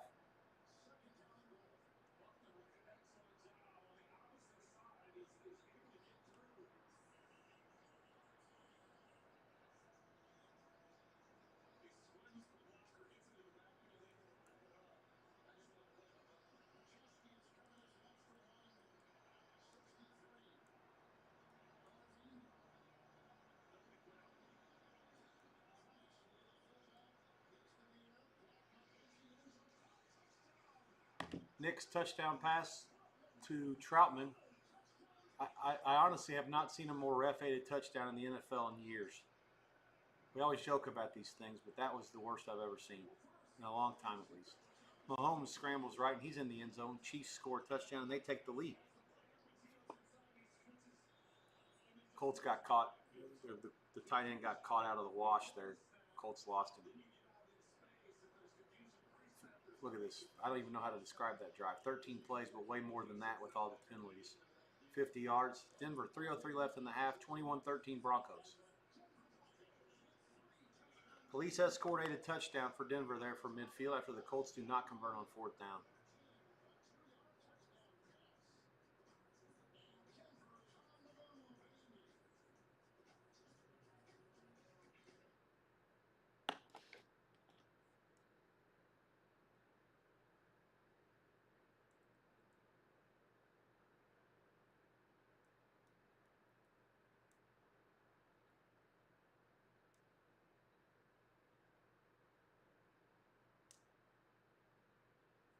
I'm not joking. It's at least I'm going to talk to my dad about that. Obviously, he's from Indiana. It's at least 5 years, at least since COVID, that I've seen a ref-aided touchdown that was that blatant. It was really, really bad. Let's see how the Colts respond. The Denver gets it at halftime. It's imperative they come down and get points here, preferably 7 and not 3. More concerning, obviously, the penalties there, but you lose your cool. I mean, you don't want to do that. I mean, clearly they belong in the game. They're competitive with the other team. The Denver offense looks far better than it did last week, which I'm not surprised. They were so bad that you figure there would be some improvement and some focus on Denver playing well today. Plus, it's indoors, you know. But, I'm sure Denver had a chance to look at all the things the Colts did well on tape against Miami last week and try to counter those as well. So we'll see. 3:03 left before the half there. 21-13. Arizona leads 13-3 against Carolina. Panthers, not sure how aggressive they'll be here. They have all their timeouts left. And the Chiefs are up 10-7, 2:44 to go. That half is motoring along. Even though it started 20 minutes after the Colts because of all the lack of commercials early, that game is actually ahead of the Colts in terms of time played. Well, you combine that with the Colts challenge, the Surtain injury, all the penalties that were against the Colts that were bad. And the next thing you know, you look up and you got 3:03 left there and only 2:44 in KC. The Fox people are going to get their money, no, make no mistake. The halftime might be an extra couple minutes long. The Once the third quarter starts, I mean, there'll be a commercial at every single toss and turn in that second half. There is no chance that the Colts game finishes after the Kansas City game unless it goes to overtime. All right, I've said my piece about all that. Be with you through the halves here. Let's recircle the wagons. All those games are going to go in around the same time. Carolina and Arizona will go first. Arizona was 7 and 45 and a half there. I believe the first half was 4 and 23 and a halves. Right out there. There were some 46s towards the end.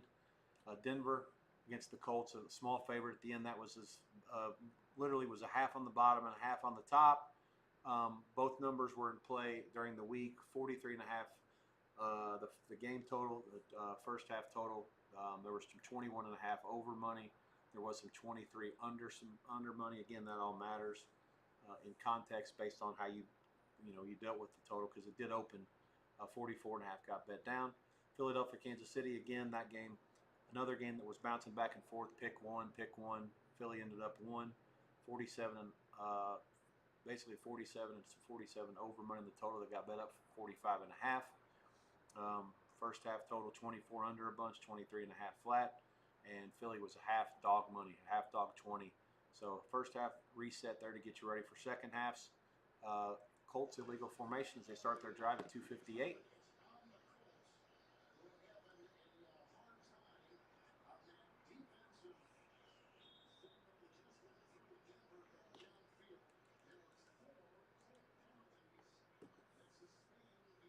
Four Colt penalties in a 50-yard drive. Joke. So they'll start at the 19. First down inside of 3 minutes to go. Draw to Taylor. He's out past the 25. Good work by the O-line. Denver's okay. Surtain's back out there for the Broncos, so not a serious injury for him.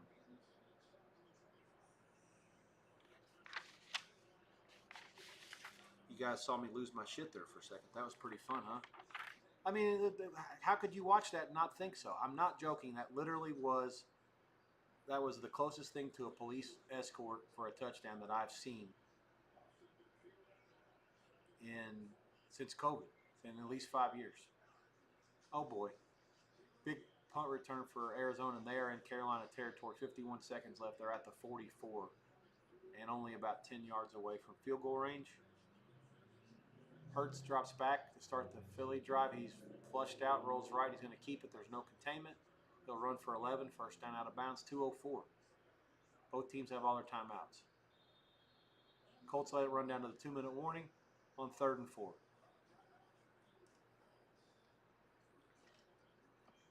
Didn't realize I had this much iced tea left. I thought it was about empty.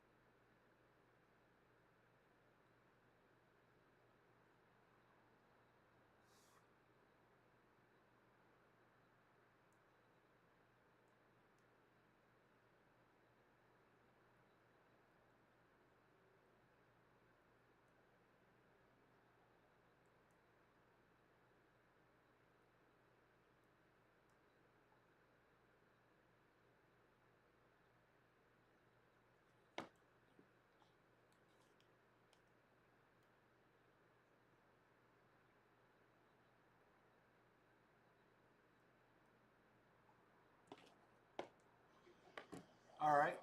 3rd and 3. Colts coming out of the 2-minute warning. Eagles also coming out of the 2-minute warning. They are 1st and 10 at their own 45. Colts trips left, running back offset to the right. Warren also to the right for the Colts. Jones gun, throws it left, plenty of time, complete. There is a flag that's downs.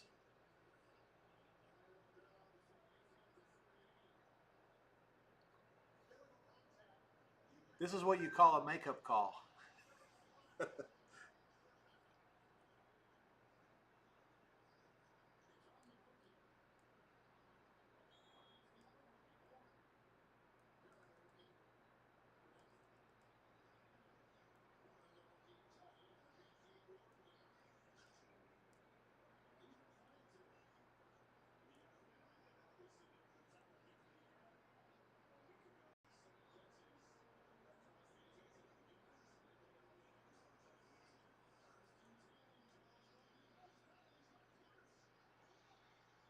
Here come the refs the other way now.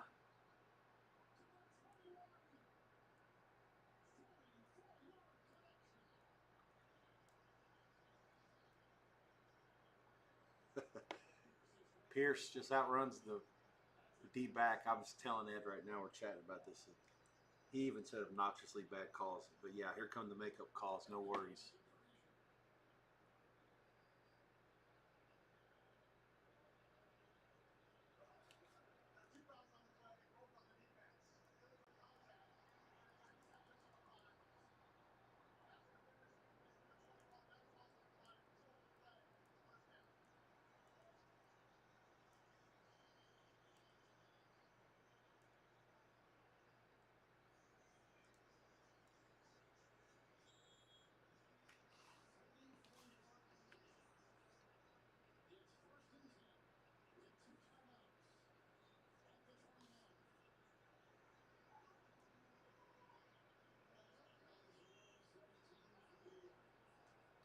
First down Colts at the Denver 21, 146 left.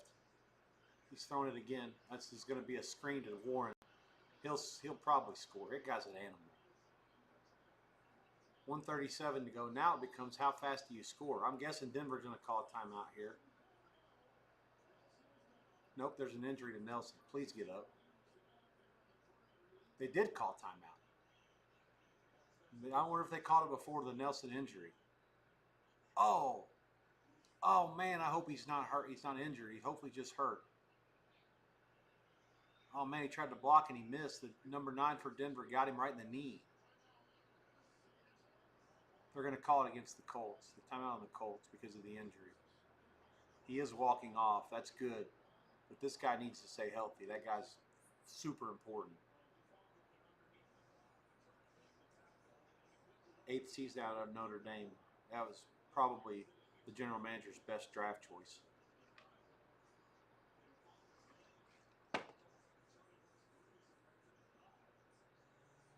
Oh, Arizona scores a touchdown with 4 seconds left in the half. Those of you who have used the Cardinals in Survivor, breathe easy. You're in good shape. Kyler Murray's pass to Michael Wilson. 3-score lead for Arizona at halftime, and they get the ball.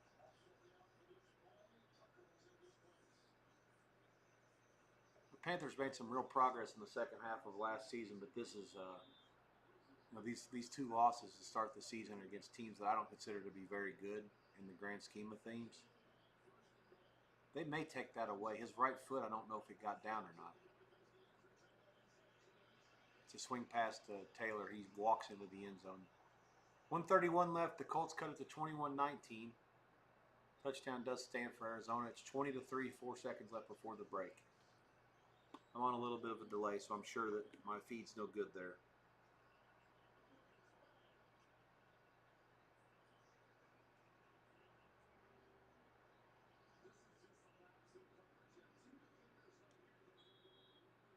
Cowboys signed Jadeveon Clowney. That probably would have helped him more a little bit earlier in the day.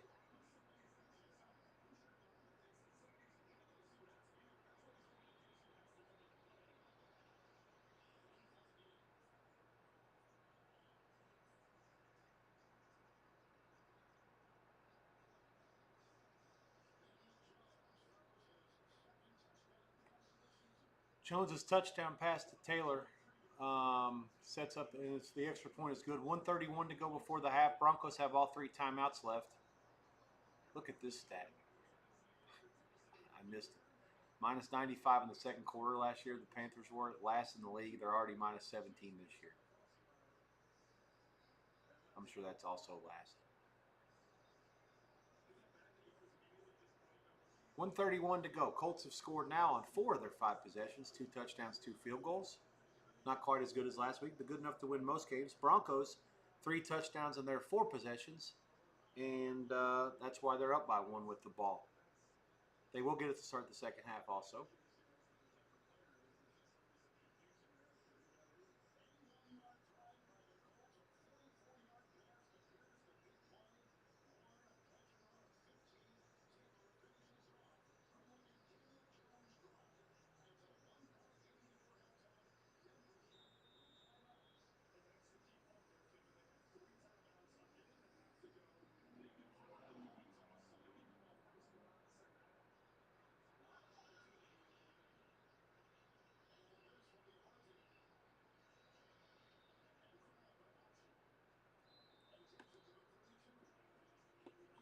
All right, halftime price in Phoenix.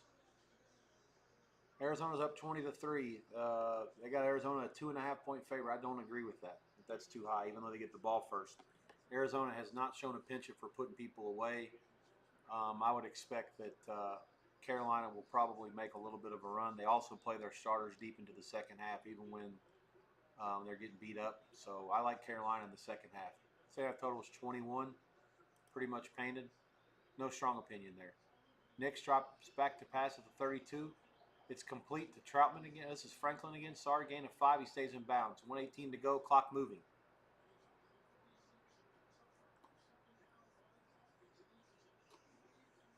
At the 34. Nix in the gun. 2 receivers to each side. Back to his left. Snap. The Colts rush 4. Drops it off. Swing to the back. One-on-one play against Franklin. He usually makes those plays. He does again. Running back stays in bounds. 51 seconds. Clock moving. Now it's so tough to see how fast Denver wants to go. 3rd and 6. If they go too fast, they give the Colts time to get it back. Peyton doesn't want to do that. Let's see. So now you got trips right, back to the left, 35 seconds, clock moving, play clock down to 22. Colts show blitz. They back out, and here comes a safety late. Over the middle, incomplete, short. 29 seconds left. They'll have to punt it.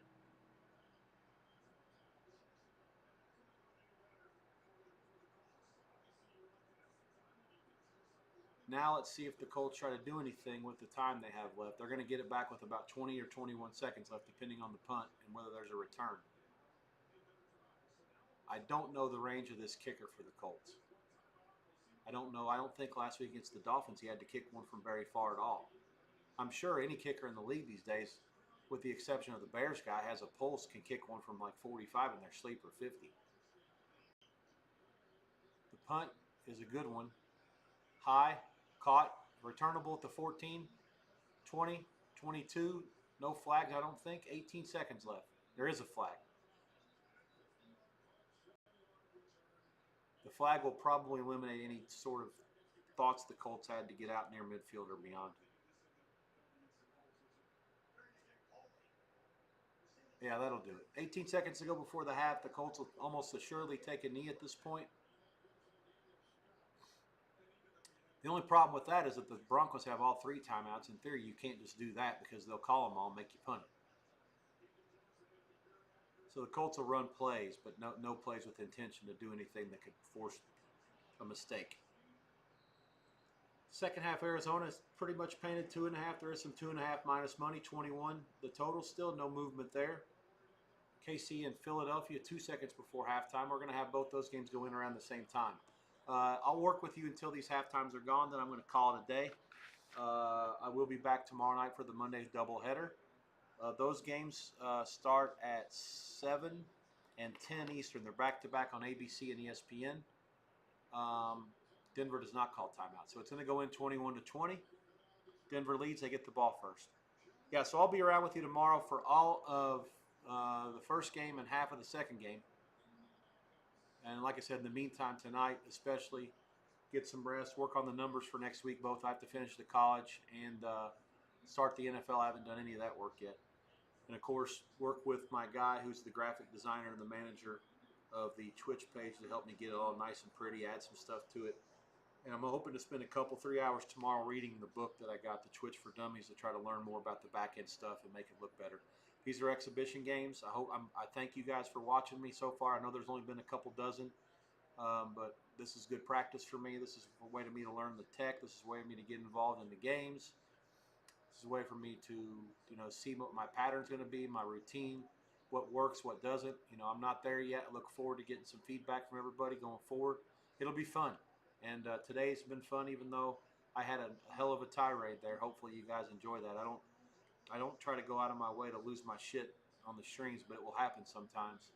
And it's just an organic thing. And maybe, like I said, I'll have somebody going forward that'll be able to pull that out and put it into my Twitter or something like that and highlight it. That's because that's what you get when you're hanging out with me watching games. It's quite an adventure, and that's part of the allure of this. Okay, so we got a long field goal for the Phillies. It looks like about a 58-yarder, and he made it. So Elliott, for the second week in a row, has made a 58-yard field goal. First one last week at home.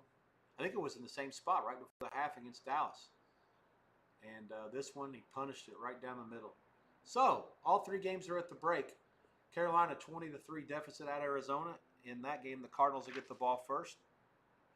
Denver gets it first against the Colts. They lead the Colts in a pretty entertaining half in Indianapolis, 21-20. And the Eagles and the Chiefs, also an entertaining half, tied up at 10 in Kansas City. And the Chiefs won the toss and deferred there. They will get the ball first. Halftime prices for all three games. Again, I'll go through them all. The Arizona halftime is gone in 5 minutes. The other two are going to be in about 11. It's Arizona 2.5 and the total 21. I told you I think Carolina's a good bet at that price. I like Carolina money line in the second half if you can find it. I think the line should be closer to a pick. Should be a pick, period. Maybe even Carolina a small favorite. Even with Arizona getting the ball first, Arizona's they do not play aggressive with a big lead. Carolina's not just going to bench their guys. They're going to try to fire bullets and salvos and get themselves back in it. They got a lot of young kids. They're going to try to learn how to play. Learn how to put themselves in position to get some success, build some confidence for next week. Let's see who the games, by the way. The Panthers do have the Falcons at home next week. Cardinals are at San Francisco. This is get out, be alive, stay healthy, get the win. I don't portend them to do anything extra. Once they get the lead's comfortable now, it's 3 scores. As long as it stays that way, they'll be happy. Denver 21-20, they are a small favorite. I do not agree with that. I didn't agree with them being the favorite for the game to begin with. So why should they be 1.5 now? Because they get the ball first? The Colts are up and down the field. I mean, look at the yardage. I mean, the Broncos are having to work much harder for their yards than Indianapolis is. And that's the argument there. Colts drives have come easy. Nix has had to make some kind of crazy plays. I think that the Colts are still right. Second half total, 24 at Amapola, 23 over money out there as well. Fascinating look as there are some differences in the market in these prices. Circa's 24 under. There's 24 at the Westgate, 23.5 offshore. Chris and Pinnacle are both 23 over. With the game sitting 41 like that, usually you think 64 and 65 are not live numbers. They're not supposed to be, so-called, key numbers in the NFL. But 23 and 24 second half numbers are vitally important all the time, especially in one-point games. All kinds of things will happen with 2-point conversions. Possible field goals, and then another 2-point conversion later. They're chasing points. They get 8 one time, 6 the next. 23 and 24 are just dangerous numbers. I mean, honestly, if you gave me flat prices on both and you said you can go over 23 and under 24 in this spot, I would take it. I might get laughed out of the room, but I don't really have an opinion. I'm just saying that the game can't, when they're that far off, and of course they're not. It's 23 over 12, and now it's 23 over 17. But there was briefly a 24 flat, and I think, like I say, that's out there, and you see it, and you think you have an edge. I mean, certainly, no reason not to try to take your shot. And then the other game, Philly, Kansas City, of course, that halftime was going to probably last forever, so Fox can pay some more advertisers. Even though it's going to be a fascinating case study, actually. CBS Colts game and then the Fox KC game went to halftime almost simultaneously. And let's see how much longer KC's goes before they start playing in Indianapolis's. Chiefs and Philly. A couple of people have Chiefs a favorite. That's also primarily because they're going to get the ball first. No other reason, I'm quite sure. Ultimately, 1.5 flat, 1.5 minus money is the same thing as like minus 130 on the money line, maybe minus 125. If you want the Philly, you get plus money on the pick line, or maybe plus 1.5 minus 115, give or take. That's pretty consistent across the board. There is a couple of picks out there. People that favor Philly or maybe are drowned to Philly money beforehand. But yeah, KC is largely the favorite. And again, that boils down to they get the ball first. Total pretty much painted 23.5. There is money on both sides juice wise. I do think that's a little low. I would have thought 24 is closer to the number there. There were a lot of fruitless drives and a lot of drives. Like I said, the clock ran a lot in that first half. There wasn't a lot happening early. 4 drives in a row with no points to start the game, and the scoring didn't start until the second quarter, and they still got to 20. So with these two offenses and these two quarterbacks and their ability to move and create things with their legs, I think that 24 is in play. I would go over anything less than that. You're saying 44 for the game. I mean, it seems to me like it's pretty easy that both of them can get to that without much work. So kickoff's coming in Glendale. The Cardinals will receive it against the Panteros, and the other two games again about 7 minutes to go. With I think the KC game will be at least another minute behind the Colts. 21-20 Denver and Indy, 10-all in Philly at Kansas City. Broncos and Chiefs will get the ball first to start the third quarter. Let's see. I don't have much else for you. If you have any questions, fire it in the chat now or forever hold your peace until tomorrow at least. I don't see not a whole lot going on other than my guy Mikey had a couple of comments earlier. I'm not sure how his Pittsburgh system went. Under small, I can't remember that. It's probably no good. What did it fall? 48. I forgot the score at the end of the first half. I feel like my head's been in the blender when I go through. Once the weekend starts, not necessarily on Thursday, but Friday for sure. And there's multiple 3, 4, 5 games on Fridays, which happens sometimes. By the time Saturday starts, it just doesn't start. It's a 12, 13, 14-hour day, not even counting the soccer sometimes. It's it's a real, by the time this time on Sunday comes around, I'm thankful that it's over for a few days. Tomorrow night obviously counts and it matters, but it's much easier to keep an eye on 2 games and 2 lines and talk to you about those after having already done next week's work than it is to be at this point having still sweating, watching all this NFL and having to process it all and make numbers for next week after having still not fully processed what happened in all of yesterday's games yet, if that makes sense. It's just the weekends are tough, but I would never have it any other way or do anything else with my life. You live for this stuff. I mean, if you're someone like me, you do. Ball will be on the tee shortly in Glendale. 2.5, the Cardinals against Carolina. My favorite play in the second half is Carolina plus the points. If you can find them on the money line, that's even a better bet. Down by 17 at Arizona in a game where I think that they'll fight back and make it competitive. My other favorite bet is KC Philly over 23.5. There is over 23.5, minus 05 or better out there if you look for it, particularly offshore.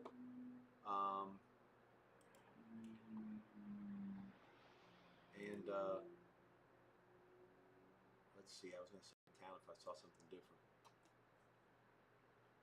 Yeah, so yeah, 23.5 over minus 05 or better is available both in town and offshore.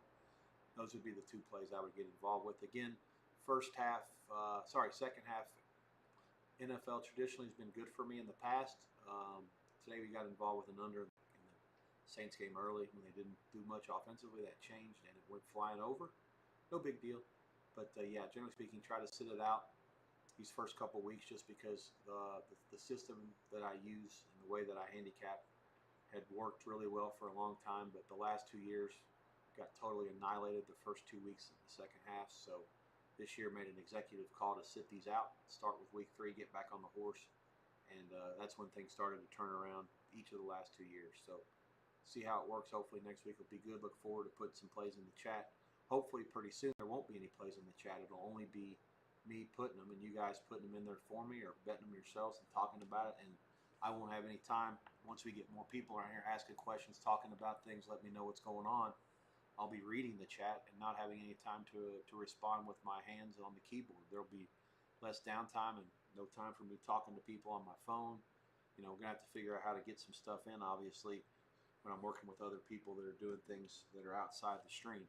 But, hey, maybe they'll have to implement themselves into it, and we can see what they have to say as well. And when they want to communicate with me, they can talk to me on the stream, and then you guys get the inside info, whether it's good or not. Who knows? But at least you get it. At least you'll see it. And that way they don't have to bother me pre-vital. I'm trying to work over here.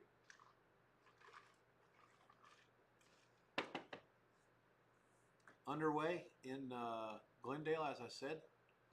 And the two other halftimes are about 3 minutes out before they get started. The night game tonight is Atlanta against Minnesota. That game is in Minneapolis. Vikings off an impressive win in Chicago where nothing went right for almost 3 quarters before finally turning things around. I